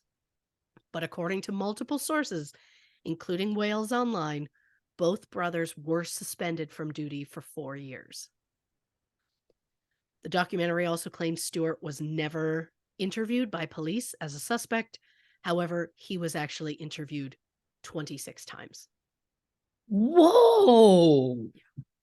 On October 19th, 2021, the South Wales Police posted a video on Facebook that said, quote, Operation Dolomite identified a scientific link between Morris and a sock which is widely accepted as having been used by the offender during the killings. While David's DNA did not match the male DNA found on the murder weapon, they claimed there was now some sort of match to the DNA found on the sock. But the sock had been tested in previous trials and no match could ever be found? But now magically a match was found? David's legal team questioned this scientific link, and the police said, quote, it's more likely that David Morris contributed DNA to that item than he did not. What does that even mean? Yep. But they never said how strong that link was. Is it strong enough it would stand up in court? When the legal team asked to see the full forensic report, the police decided, oh, yeah, that report shouldn't be disclosed. Isn't that convenient? That's ridiculous. You know, it's those moments where I'm like, it very well could be David who did this. But it's shit like that that makes me go, now you're making me think it's not. Yep. Because you just feel like you're pushing it too hard. Yep. And I don't want to sound like a conspiracy theorist, but this sounds like a massive cover-up to me. Yeah. Again, Nicola Williams saw a man who matched Stephen and Stuart's description, walking near the crime scene late at night. She believed he was carrying something. Could it have been something to help start fires at the scene? At the time of the murders, Stephen and Allison were living in Pontarda, which is only about 3 miles or 4.8 kilometers from the murder scene. Is it possible Stephen caught Allison going there and he snapped? Is it possible his brother helped him clean things up? Is it possible one of them did the murder and set the first fire? The other one set the second fire. Neither one of them really had an alibi. Yeah. And what about Mandy's ex-husband, Michael Power? It was said that they were on good terms, but what are his whereabouts for the night of the murders? Assuming that he was the father of the children, how often did he see them? Did he have any animosity towards Mandy over the divorce or the fact that she had custody of the kids? What did he think about Mandy's new relationships? Was it his business? No.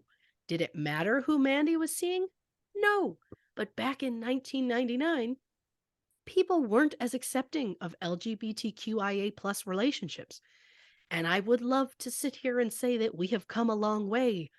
But when people are constantly accusing drag queens of grooming children, it is clear we have so far to go. Yeah. Leave the drag queens alone. Leave them alone. All they want to do is read a fucking book to your kid. And all Florida wants to do is take books away from children. I can't. It's Can't. too much. The point is, I can't. Leave the drag queens alone. Yeah. But I know the DNA found on the murder weapon was male. But what about Mandy Jewell? She was the victim's best friend and the girlfriend of David Morris. How would she react if she learned her boyfriend had slept with her best friend? David's sister Deborah said if Jewell ever found out about that affair, Jewell would have killed him. And the affair may not have been a one-time thing. Mandy's phone records allegedly show she spoke to David on the phone several times, including Valentine's Day. Oh, that's today. That's fun. Oh, yeah. However, I'd like to know how we know who she spoke to. Again, this was landlines. We know days, unless it's specifically Mandy Jewell was at work at those times when Mandy called. I mean, there's no other way to say who she spoke to. So was David Morris the real killer, or did the South Wales police pin the murders on the wrong man? I also want to quickly say I'm not suggesting Mandy Jewell or Michael Power had anything to do with this. I'm just saying, look at all the people connected to this who didn't seem to get a second look. Yeah. They found a guy and they went close enough. And again, Yeah. maybe they got the right guy. I don't know. The point is, between 1985 and 1997, I found at least 5 cases of where the South Wales police pinned the murder on the wrong person. And that person went to jail and then later came out they were wrongfully convicted. But I found, I'm going to give some examples. One is from before that time, so there were even more, but that's not the point. But on March 6th, 1952, 42-year-old pawnbroker Lily Volpert closed up her shop in the Cardiff Docklands area around 8:05 p.m. The doorbell at the shop rang, so Lily went to check it out while her mother and sister noted a man standing outside the shop. Minutes later, Lily's niece saw Lily talking to a different man at the shop door. And I don't know what the time frame was, but it seems it was just minutes later. They went looking for Lily and they found her, and her throat had been cut.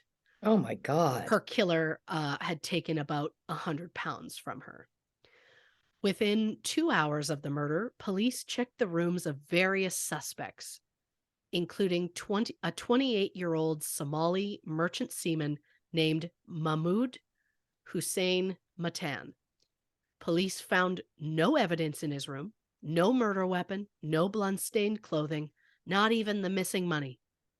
But when Mahmoud was interrogated at great length, they put him in a lineup to show the victim's sister, mother, and niece. None of the women could identify him as either of the men that Lily was seen talking with. Police interviewed Mary Tolley and Margaret Bush, who were both in the shop shortly before closing. Neither women mentioned seeing anyone else there. They were shown a photo of Mahmoud. Neither recognized him. Mary was then pressured by police and changed her story to say she saw a man matching Mahmoud's description in the store just before the murder. Police claimed Mahmoud then hid in the store after the women left, waiting for his opportunity. 10 days after the murder, Mahmoud was arrested and charged with the crime. Police suppressed Mary's original statement that she hadn't seen anyone at the store. But when she testified, Mary changed her story back to that original one, claiming she did not see Mahmoud there that night. A 12-year-old girl claimed she went to Lily's shop around 8 p.m. and noticed a dark-skinned man nearby. But when shown photos, the girl did not point to Mahmoud. Then supposed witness Mary changed her story again, and then a man named Harold Cover claimed he saw a tall Somali man standing near the door of the shop at the time of the murder. When shown photos, Harold pointed out another Somali man named Tahir Gas, who lived in the same area. During the trial, the jury was told all about these potential witnesses who saw a man, but they were not told that none of those witnesses identified Mahmoud as the suspect. Mahmoud was also denied an interpreter, even though English was not his first language. And somehow, with zero evidence, Mahmoud was found guilty and given the mandatory sentence of death. Oh, God. 6 months later, he was hanged. He was the last person to be hanged at the Cardiff prison. 2 years later, Tahir Gas, the man that Harold Cover identified as being outside Lily's shop in March of 1952, was convicted of murdering a 45-year-old wages clerk, Granville Jenkins, Tahir was found to be insane and sent to a high security psychiatric facility called Broadmoor. A year later, Tahir was deported back to Somalia. Then in 1969, that witness, Harold Cover, got into an argument with his 18-year-old daughter. Harold told her he would kill her, and then he cut her throat with an open razor, which is Mhm. very similar to what happened to Lily. Yeah. Thankfully, though, the hospital managed to save the girl's life, and Harold was later convicted of attempted murder and sentenced to life imprisonment. And since Harold was a main witness in the case against Mahmoud, and since Harold was caught trying to murder someone in that exact same way, people maybe started to think maybe, just maybe, Mahmoud wasn't the real killer. But the higher-ups decided not to reopen the case. In 1996, Mahmoud's family was given permission to have his body exhumed from a felon's grave at the prison and buried in a Cardiff cemetery with a gravestone that reads, "Killed by injustice." 2 years later, the Court of Appeal agreed that the original case was flawed. Mahmoud's family was awarded £725,000 to be shared amongst Mahmoud's wife and 3 children. This would be equivalent to 1.3 million British pounds in 2023, which is like 1.7 million US dollars. It was the first compensation awarded to a family for a person being wrongfully hanged. In September 2022, South Wales Police issued a public apology to Mahmoud's family for the flawed prosecution. And while this is all horrific, I'm going to remind that Lily Volpert's murder was left unsolved. And no one went back to consider maybe trying to solve that. Especially when the killer could have easily been Tahir Gas or Harold Cover, both of whom attacked people just years later. Another example, June 14th, 1985, the body of 38-year-old Sandra Phillips was found at the private shop on Dilwyn Street in Swansea. Sandra had been beaten on the head and face with a wooden implement, and her ribs and breastbone were fractured. Oof. She had been sexually assaulted, and her body was covered in petrol, or gas for the non-Brits. It was not lit. The gas was there, but no light. Sandra's body was discovered at 2 p.m. by a man who owned a shop nearby.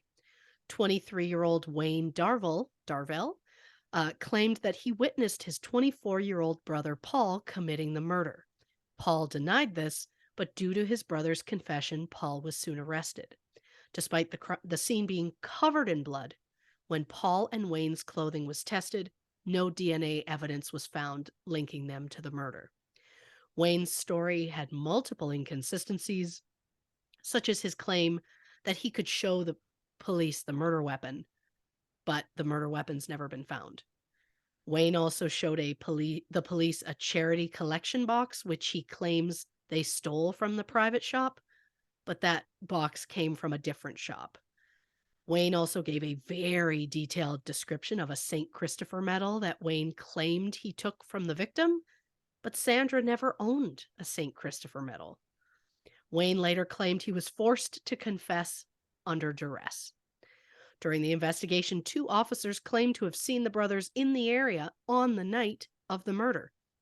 And then a blood-stained earring belonging to the victim was found in the brothers' car. Both brothers were charged with murder, and after an 8-week trial, they were convicted and sentenced to life imprisonment. Paul was given a term of 20 years before he could apply for parole. Wayne was given 15.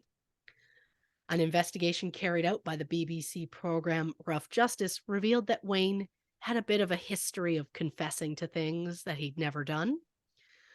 The brothers appealed, claiming the police had doctored a confession, planted evidence, and falsified notes. The case was re-examined, and it was found that Sandra's earring, which was found in the brothers' car, was allegedly planted there by police. Oh my God. And those 2 officers who claimed they saw the brothers near the site on the night of the murder were actually working a case 9 miles or 14 kilometers away at the time. Then there were alleged photos of a bloody palm print that was found at the shop near the body, but those were suppressed during the trial. And when they were reinvestigating, the photos and negatives of that print had all been destroyed. After 6 years in prison, Paul and Wayne's convictions were overturned and they were released in 1992. In 2009, police formally closed Sandra Phillips' case as they believed all lines of inquiry and forensic evidence had been exhausted. As of February 2023, Sandra's case remains unsolved. Ugh. My third example, because yeah, there's more. February 14th. Would you look at that? Synchronicity. Right? 1988, 20-year-old Lynette White was found dead on the floor of her flat on James Street in Cardiff. She suffered multiple stab wounds to her chest, stomach, arms, wrists, inner thighs, and face, as well as defensive wounds to her hands. Most horrifyingly, Lynette's throat had been cut so deeply you could see her spine. Oh my In total, God. the pathologist identified 69 distinct wounds, including 7 stab wounds to her heart. Wow. It was determined that the time of death was between midnight and 4 a.m. Some of the blood found on Lynette's clothes were determined to be from a man with the blood type AB. South Wales police released an e-fit of a Caucasian male who was seen crying and covered in blood in the doorway of Lynette's James Street home. 2 weeks later, police detained a man who fit the description of the suspect, but he was determined to have an alibi at the time of the murder. After 19 interviews, police got a confession from Stephen Miller, who was dating Lynette at the time of her death. And in November 1988, police arrested Stephen Miller, Tony Paris, Yusuf Abdullah, John Actie, and Ronnie Actie, and charged them with murder. And it's interesting that police targeted those specific men when they were clearly looking for a Caucasian suspect, and not one of those 5 men was Caucasian. Oh, God. During the trial, the judge died, and a retrial was called. During the second trial, John Actie and Ronnie Actie were cleared by a jury, but Stephen Miller, Tony Paris, and Yusuf Abdullah were found guilty and sentenced to life imprisonment. They came to be known as the Cardiff Three, although prior to that, with the 2 Acties in there, they were the Cardiff Five. But none of the evidence found at the scene could be linked to any of these men.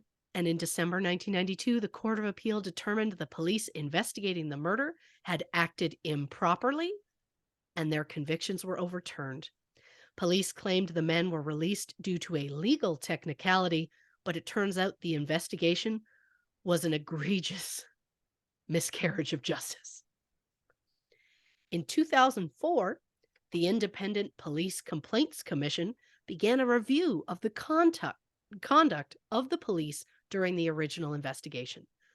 Over the year, 30 people were arrested in connection with that case, including 19 police officers. In 2007, 3 of the witnesses who gave evidence at the first trial were convicted of perjury and sentenced to 18 months. In 2011, 8 former police officers were charged with conspiring to pervert the course of justice.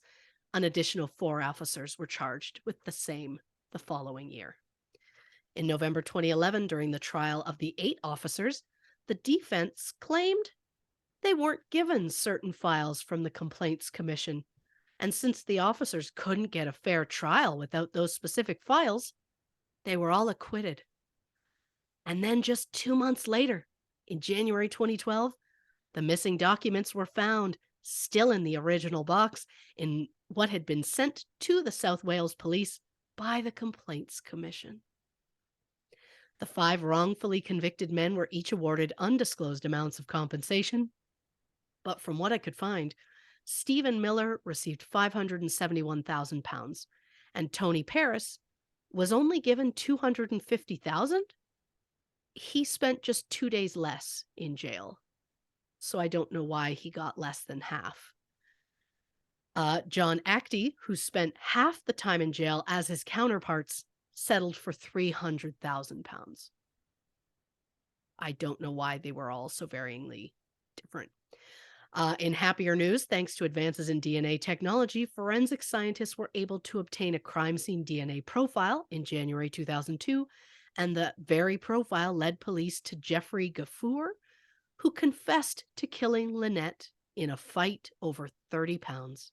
In 2003, Gafour was sentenced to life imprisonment with a minimum of 13 years.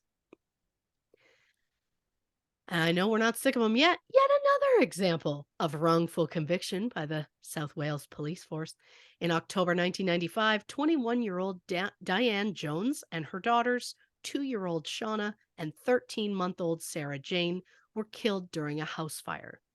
Investigators found that petrol, or gas for our non-UK listeners, had been poured in through the front door of Diane's flat. Police believe that 27-year-old Donna Clark started the fire because Donna had an affair with Diane's boyfriend, Sean Hibbard. Diane had allegedly threatened to tell Donna's partner, Simon Owens, about the affair. Simon was in prison at the time, serving a 2-year sentence for manslaughter. Police were confident that Donna was the arsonist, but found no evidence linking Donna to the crime. Then police learned that Donna's 31-year-old aunt, Annette Hewins, had bought petrol shortly before the fire was started. Donna's friend claimed they were together at the time of the arson, but it would later turn out to be a lie. So Donna and Annette were both arrested and charged with murder and arson. While they were both acquitted of murder, they were convicted of arson with intent to endanger life. Donna was sentenced to 20 years and Annette was sentenced to 13. In February 1999, their convictions were overturned when forensic tests proved the petrol that Annette had purchased was a different kind than what had been used to start the fire. A retrial for Donna was ordered, but was later blocked on the grounds of double jeopardy. But the 2 years and 8 months that Annette had spent in prison took a severe toll on her mental health. In February 2017, Annette was detained in a mental health unit, and less than 24 hours later, Annette was found unresponsive. Despite multiple attempts at resuscitation, Annette did not regain consciousness. She was 51 years old at the time. Doctors believe her cause of death was a combination of opiate withdrawal and high blood pressure. As of February 2023, the 1995 arson remains unsolved. And one final example by the South Wales Police. And I'm going to say this, I'm not saying the South Wales Police are the only ones who have wrongful convictions, because we could do years of shows about all over the world doing wrongful convictions. I'm just focusing on them specifically for the sake of this episode. So 52-year-old Philip Saunders, a news agent who had a kiosk at the Cardiff Central bus station, left work at 9:30 p.m. on October 12, 1987. He stopped off for a pint at the Albert pub, heading home around 11 p.m. Philip headed through his back garden when he was ambushed by multiple assailants who beat him with a shovel. A neighbor heard a commotion and called the police at 11:19. Philip was found unconscious and severely injured. He was taken to a hospital where he succumbed to his injuries 5 days later. Police believed that Philip's death was a robbery gone wrong. That same night, Michael O'Brien, Ellis Sherwood, and Darren Hall were in the area trying to steal a car. The three men, who were aged 20, 19, and 18, respectively, were brought in for questioning. Days later, they were arrested and charged with murder. Darren, who was just 18 at the time, said he was acting as a lookout that night and that he witnessed Michael and Ellis attacking Philip. But over the course of the investigation, Darren's story changed 4 separate times, and in 1999, it would finally come out that Darren suffered from antisocial personality disorder and had a history of exaggeration. Multiple witnesses came forward saying they saw the men in the area at the time of the attack. And one of the biggest pieces of evidence for this case was an alleged conversation that occurred between Ellis and Michael while they were in their cell. A detective inspector said he overheard Michael say, quote, "I can't hold out much longer. I may have to tell them." The inspector wrote the conversation down on the back of a police expense form. After a 3-week trial, all three were found guilty, and Ellis and Michael were found guilty. Sorry, all three were found guilty of murder. Ellis and Michael were also found guilty of robbery. All three received a life sentence. In the mid-90s, some of the witnesses were interviewed, and they all admitted that they lied during the original investigation. Darren later said the officers put words in his mouth during the confession, and that big piece of evidence, the conversation that the detective inspector wrote down on the expenses form, well, when the three men applied for an appeal, that expenses form suddenly could no longer be found. God. But who was the detective who claimed he overheard that alleged confession? Oh, would you look at that shit? It was Stuart Lewis. Of course it was. And remember how people described Stuart Lewis as a meticulous officer who did everything by the book? I certainly do. And no, I'm not implying that Stuart is the reason the expenses form magically disappeared. I'm just saying it's interesting that Stuart was involved in that case. Could be a coincidence. It's possible that Stuart is innocent and did nothing wrong. After an investigation into the case involving Michael O'Brien, Ellis Sherwood, and Darren Hall, it was concluded that the South Wales Police had committed 100 breaches of the Police and Criminal Evidence Act during that original investigation, especially regarding interrogation. In December 1999, the Court of Appeal overturned the convictions, and all three men were released after spending 11 years in jail. Wow. As of February 2023, Philip Saunders' murder remains unsolved. So, was David Miller the real killer? Or did the South Wales Police just decide that he was and put the blame on him? I would like it stated clear, I do not think the entire South Wales police force, or all police officers for that matter, do illegal things to make convictions happen. I'm just pointing out that some of the officers have a clear history of doing it, so it wouldn't be completely off-brand to see it happen again. Yes, there are good police officers in the world. We just don't tend to hear the stories about those ones because the bad ones kind of drown those ones out. But sadly, regardless as to what may happen in the Clydach murder case now, it is too late for David Morris to be released. On August 20th, 2021, David collapsed near the medication hatch on Alpha Wing of the prison. Attempts to resuscitate him were unsuccessful, and he was pronounced dead at the age of 59. In July 2022, autopsy results were released to say that David died of natural causes, or more specifically, ischemic heart disease and diabetes mellitus. To this day, David's family continues to fight to clear his name. Reporting for True Crime and Cocktails, I'm Christy Oxborrow. Wowzer. Gosh, so much to talk about. Yeah. So little time. Let's take one more break, get another drink, hit the can one more time, and we'll be back to talk about our thoughts and feelings on the Murder in the Valleys case on this episode of True Crime and Cocktails. All right, final clap. Yep. 1, 2, 3.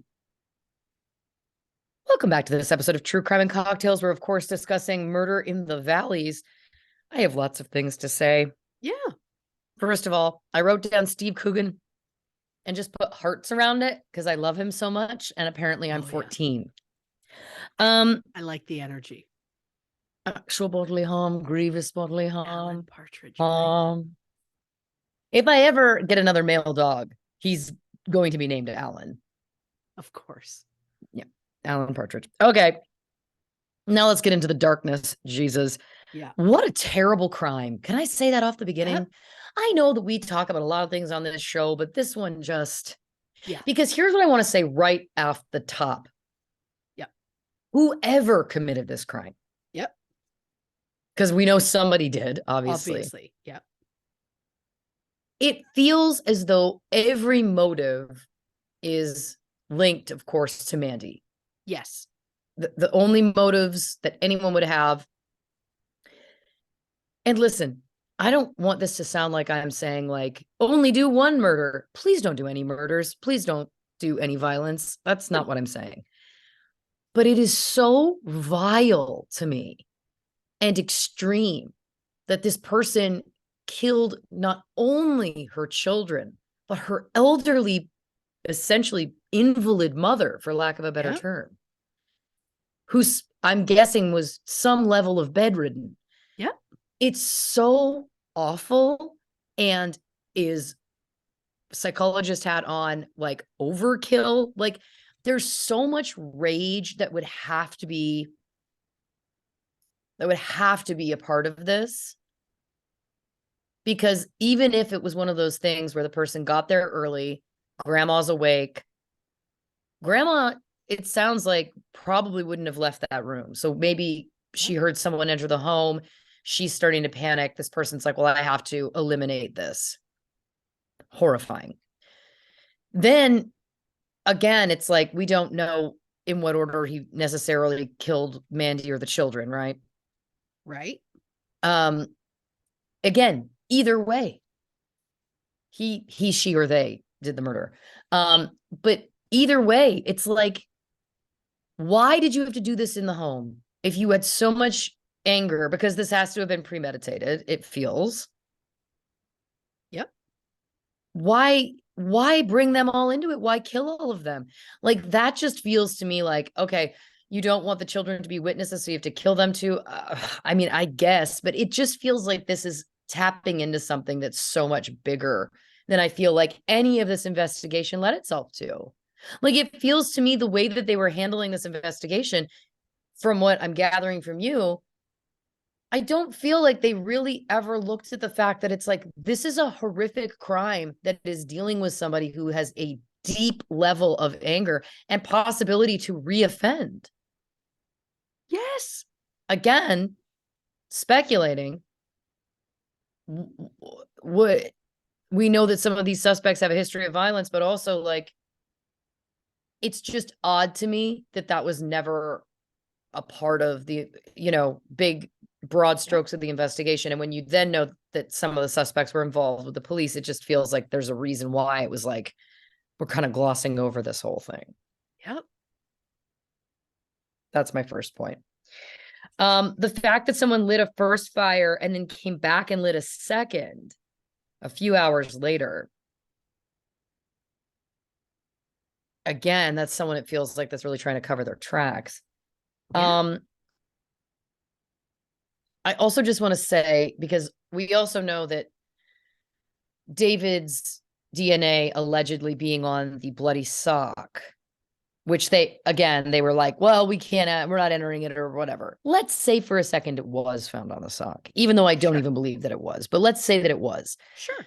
There's, as well as I do, in a court of law, there's absolutely nothing linking a sock with DNA on it to committing the murder. He's admitted that he was in the home. He's admitted that they had a sexual relationship of some kind. Yep. Immediately when I heard DNA on sock, where my mind went, that it's like, is it possible that that was used in sex cleanup or something, got tossed somewhere, then it was used for, like, there's just nothing to me that's not a smoking gun to me. Even if his DNA was on that sock, he put himself in the home. And I know that the sock was covered in blood, but we don't know, as far as I know, when we're testing blood versus human DNA, can we pinpoint that they were put there at the same time? Right. What human DNA would have been left on there? If it's just skin cells, that feels astronomically hard to find. So to me, it means either there was blood from the person or fluids. Yes. And once again, I just don't think that proves that he committed the murder, even if there was DNA on that sock. That's not me saying he's innocent. I'm just saying I don't think that's a smoking gun.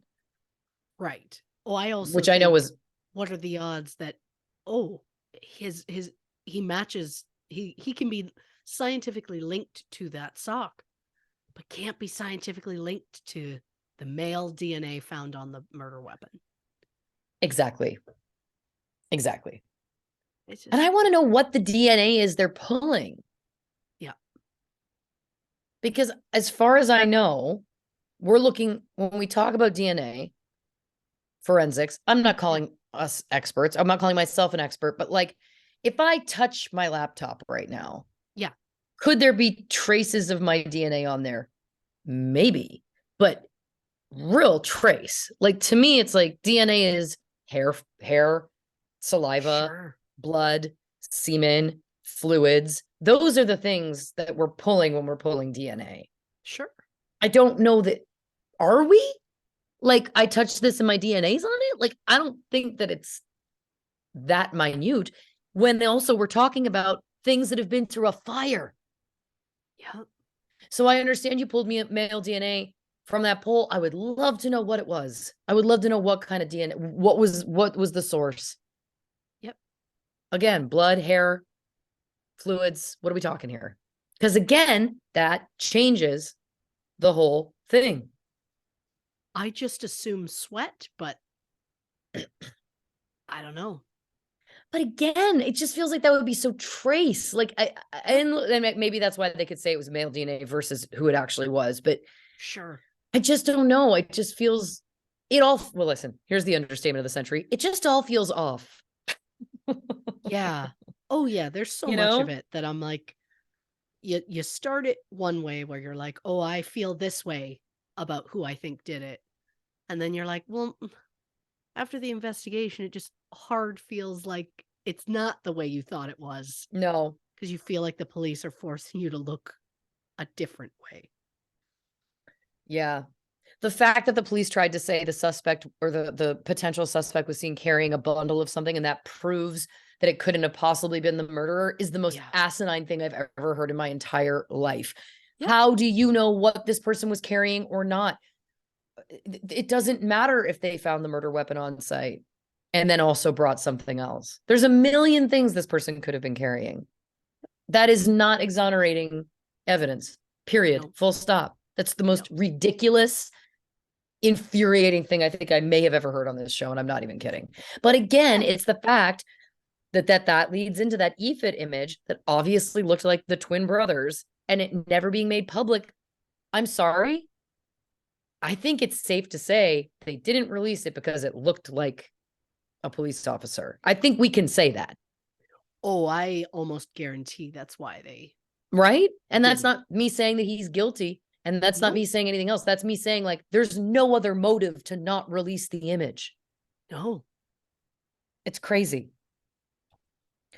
I mean, it does feel like Louise Pugh had placed Stephen Lewis there, witnessing him screaming Yeah. at Mandy. But then also it's the detail too that Louise said that she put that pole out back and that Allison had witnessed that. Again, let's also not forget that Allison doesn't have an alibi either. And I'm not saying that I thought it was, I think it's her either, but let's throw any batshit theory at the wall and see what sticks. What if they did it together? It's possible. How did he get in the house? What if, speculating, he was so angry and was like, you're ruining our family, you're ruining our children's lives, all the above. If you don't help me do this, I'll destroy you type vibe. Sure. What if she wasn't a fully willing participant, but a participant is my point. Sure. I don't know. Again, we're speculating down the rabbit hole because again, it's like, what is the motive? Because yes, you're right. Stephen's motive does feel a little bit heavier than David's motive. David's motive potentially just being getting rejected for sex. Stephen's motive being my wife has been having a romantic affair with this woman for some time. It does feel bigger. And again, the police saying that Stewart's alibi was at a carpet shop, but then there's no real confirmation on the time or location of that. It's like, it's just wild to me. The genesis of David's story, the fact that we know that he had hit someone 20 times, not looking great for him. The fact that if he lied, not great. The fact that he then admitted, oh yeah, my necklace is there. Here's what's interesting to me. If your necklace, for example, breaks and falls off at some point, you don't typically know where you lost it. True. So why is it that he was like, yes, I was there. Yes, I had sex with her. And the chain is still there. Did she rip it off of him? Why would he leave it there deliberately? If he knew it fell off, human nature would be, my necklace has fallen off. Oh, there it is. And you pick it up and take it. Otherwise, I would say, yeah, I lost my necklace and I don't know where. It was in the last few days. You know what I mean? Like, there's just something that doesn't ring true about that to me either. Agreed. Unless something had happened, there was perhaps a scuffle of some kind, altercation, it got ripped off or something in the moment. But again, why wouldn't you take it when you left? Great point. That is confounding to me.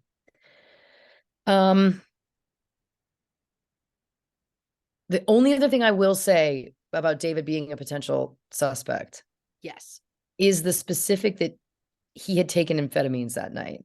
Now, I don't know if we know that that's confirmed or not. If it's confirmed, let's say that for a second. Sure.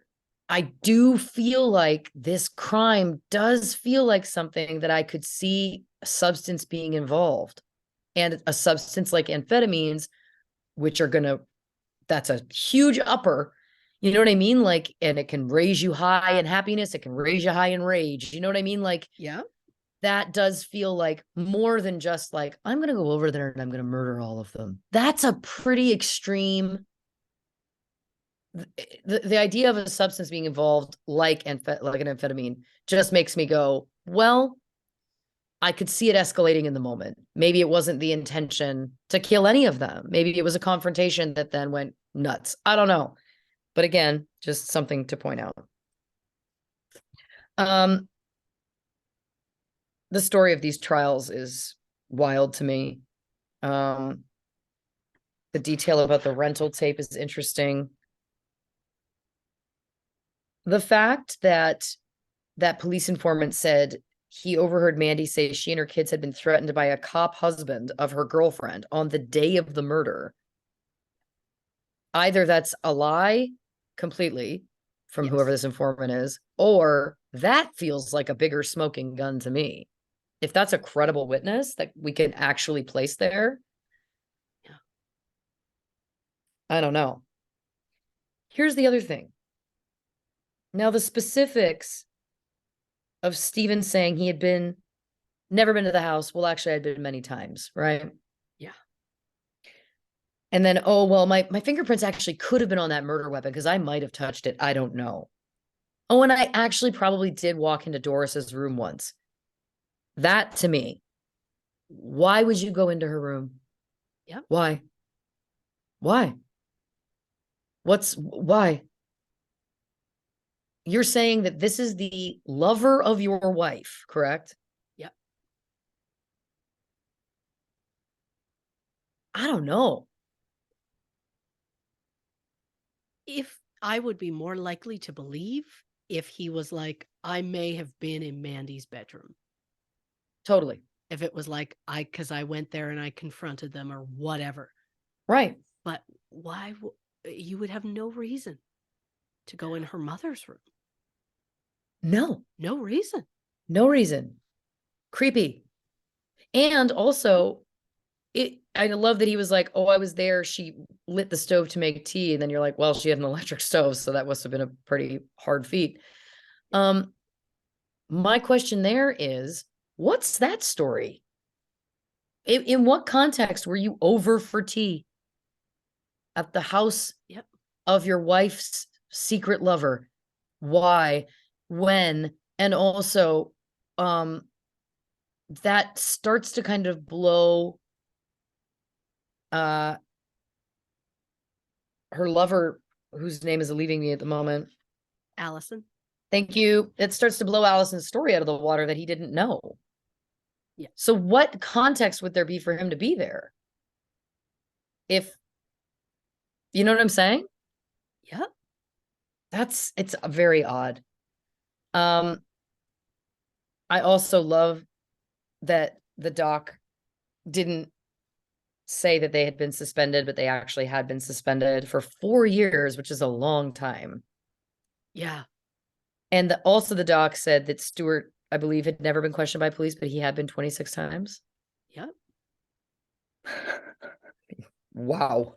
Just like, then I start to go, well, who made this doc? How did they miss that? It So felt very much like they just wanted to cast doubt. It felt very like the whole point of this is to be like, well, David didn't really do it. And then it was, well, we're going to push it by being like, hey, look, the police, look at how obvious it was these cops were probably involved and they didn't even question him. I see. It just, that's how it felt, whether Right. that's how they meant it or not. But yeah. Yeah. Well, listen, I love the show title name, Rough Justice. Oh, me too. I love that. And then I just wanted to say this. I mean, I love this last little run of research that you brought with all of these examples of wrongful convictions and how, and yes, I totally, I think it's important to remember lots of police departments across the world have done stuff like this. It's not us picking on this one police department, but it is important to look at, especially the fact that you managed to connect one of those cases that had 100 breaches of the Criminal Evidence Act directly to Stewart. Yep. I mean, and I think that the bottom line that I took away, I think the thing that's really sad to me is that in all but one of the cases I believe you listed, and of course in the case that we're talking about, Mandy and her family, the real sad part to me is that there's no justice for those families. There's no answers for those families. The cases just get left. Oh, well, we messed up. It wasn't them. Sorry, bye. It's like, don't you think that if it came out that you wrongfully convicted somebody in a murder trial, that you would have even more motivation to try and actually solve it properly? I just feel like that's so sad and so tragic that these murders, especially this one of Mandy and her children and elderly mother, it's like, it's just so wrong to me that the police can pervert justice, tamper, plant evidence, all of these different things, wrongfully get someone convicted, then it gets all found out, and then that's the end of the story. That's just so awful to me. Like, imagine what they could have done if they did things right from the start. If they had done things right from the start, exactly. Well, then maybe they would have actually gotten the right person. Or maybe they wouldn't have, but at least then it would have felt like there was some level of diligence being done. Whereas now it's like these cases, it sounds like, are just getting discarded. Like, it's like, oh, well, we fucked that up. So sorry. Bye. I guess it's unsolved forever. Like, what? Right? It just feels subhuman to me. It just does. I just think that there should be Agreed. more motivation for those detectives at that point to make good, to make it right. I agree. But listen, how rarely do we see that in general in the work that we do? Do you have any other thoughts? I just I'm so torn in a lot of ways. Um the necklace drives me crazy. David being caught lying, swearing on his children's lives it wasn't his, and then going, okay, yeah, I get it. It was mine. Um it's just I understand that he lied. I understand that he admitted he was there.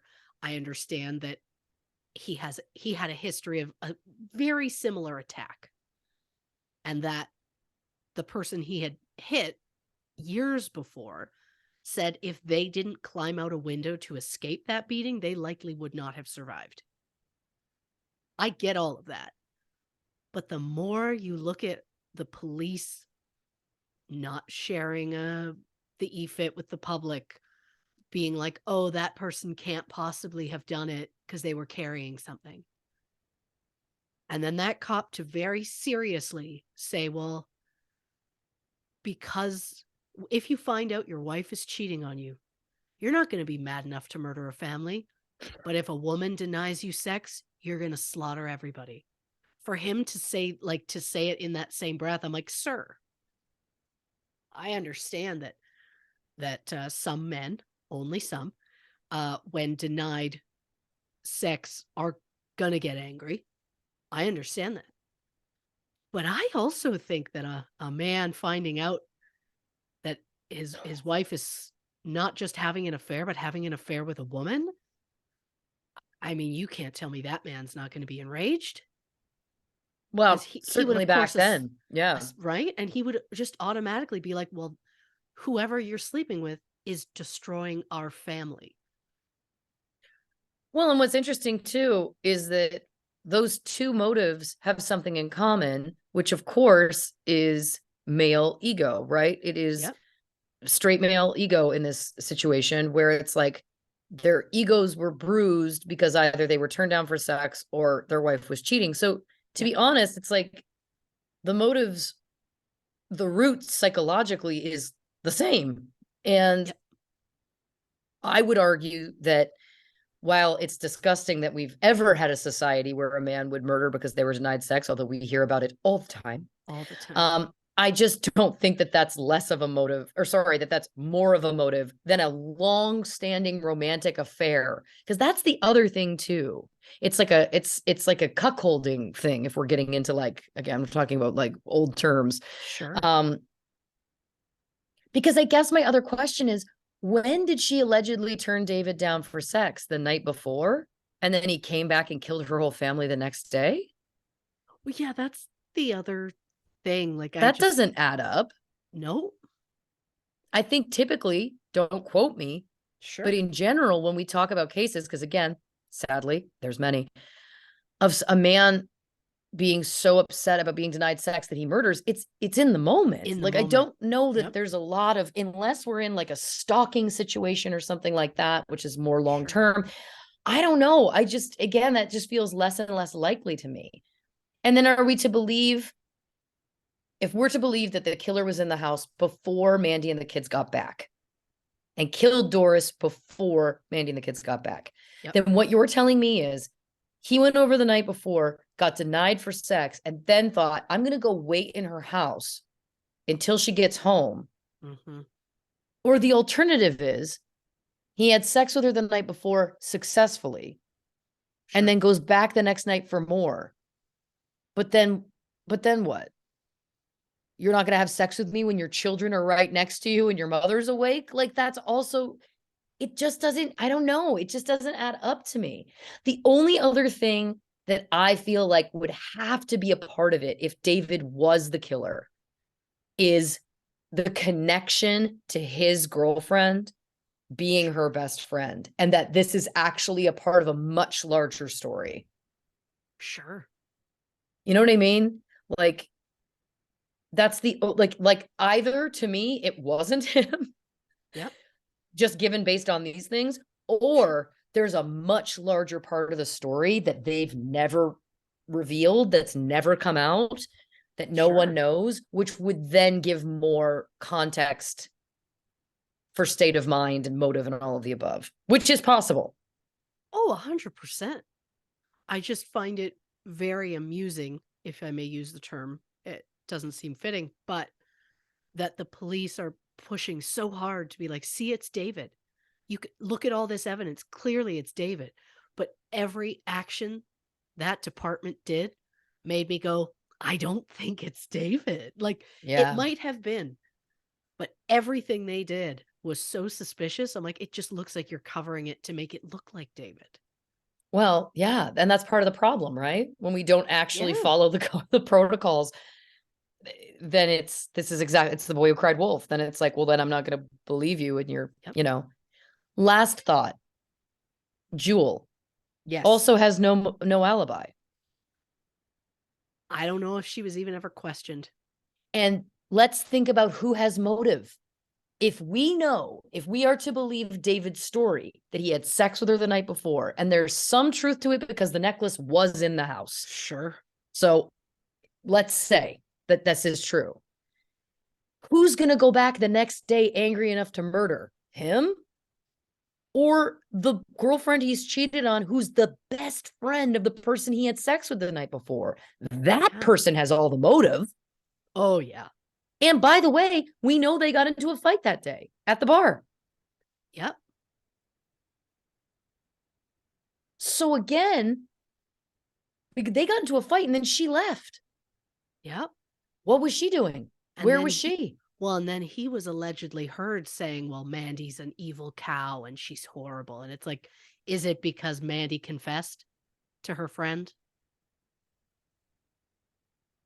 I mean, again, if it were me, as I often say in this section of the show, if Detective Southmouth was on the case, then thank you. Then that's where I would start. Let's go. Let's step back. Let's take a big step back and go. Yep. Let's just look at who in her life has a motive. Yep. And the two biggest motives to me are Stephen and Jewel. And that's just the truth. Yeah. Oh, 100%. And those are the two people. Now, again, the idea of it escalating to killing the others is wild, but in any case, but the whole point is that somebody did it. Somebody was escalated to that level. Oh, 100%. I mean, it's so tragic. It's so sad. And it's so sad again that it's like you lose your credibility the second that you start messing with shit. And that's really, to me, the overarching theme of this episode, which is so horrifying. Yeah. Christy Oxborrow, amazing work as always. It's so well researched. Way to find the things that the documentary did not deliver. Way to bring some other cases into this. I mean, just truly 12 out of 10. Amazing work. You're really kind. I speak the truth. And thank you, dear listeners, for joining us on this journey. If you haven't already, give us a follow on the socials on Instagram, Facebook, and YouTube at True Crime and Cocktails, on Twitter at Not Detectives. And the only place for official True Crew merch is, of course, truecrewmerch.com. So check that out if you're interested. And if you're looking for some more chucklehead content, these two yahoos, go over to patreon.com/True Crime and Cocktails, where we have bonus episodes, live monthly Q&As, and you can vote in a poll like the one that this one was chosen in over there. Christy, do you want to tell the people about next week's episode? Oh, on the next True Crime and Cocktails, Brian Benson and Sean Campbell. Now, this sounds like it's another 2-for-1, but these two people were killed in the same crime, together, correct? This is one crime, yes. Gotcha. So just, last week we had a 2-for-1. This is a bit of a different story, but that's what we like to do over here. We like to shake it up. We like to shake it up. Christy, do you want to say goodnight to the people? Good night, mouthy. Mouthy Southmouth. I was going to say Muffy Southmouth. Good night, vagina clam.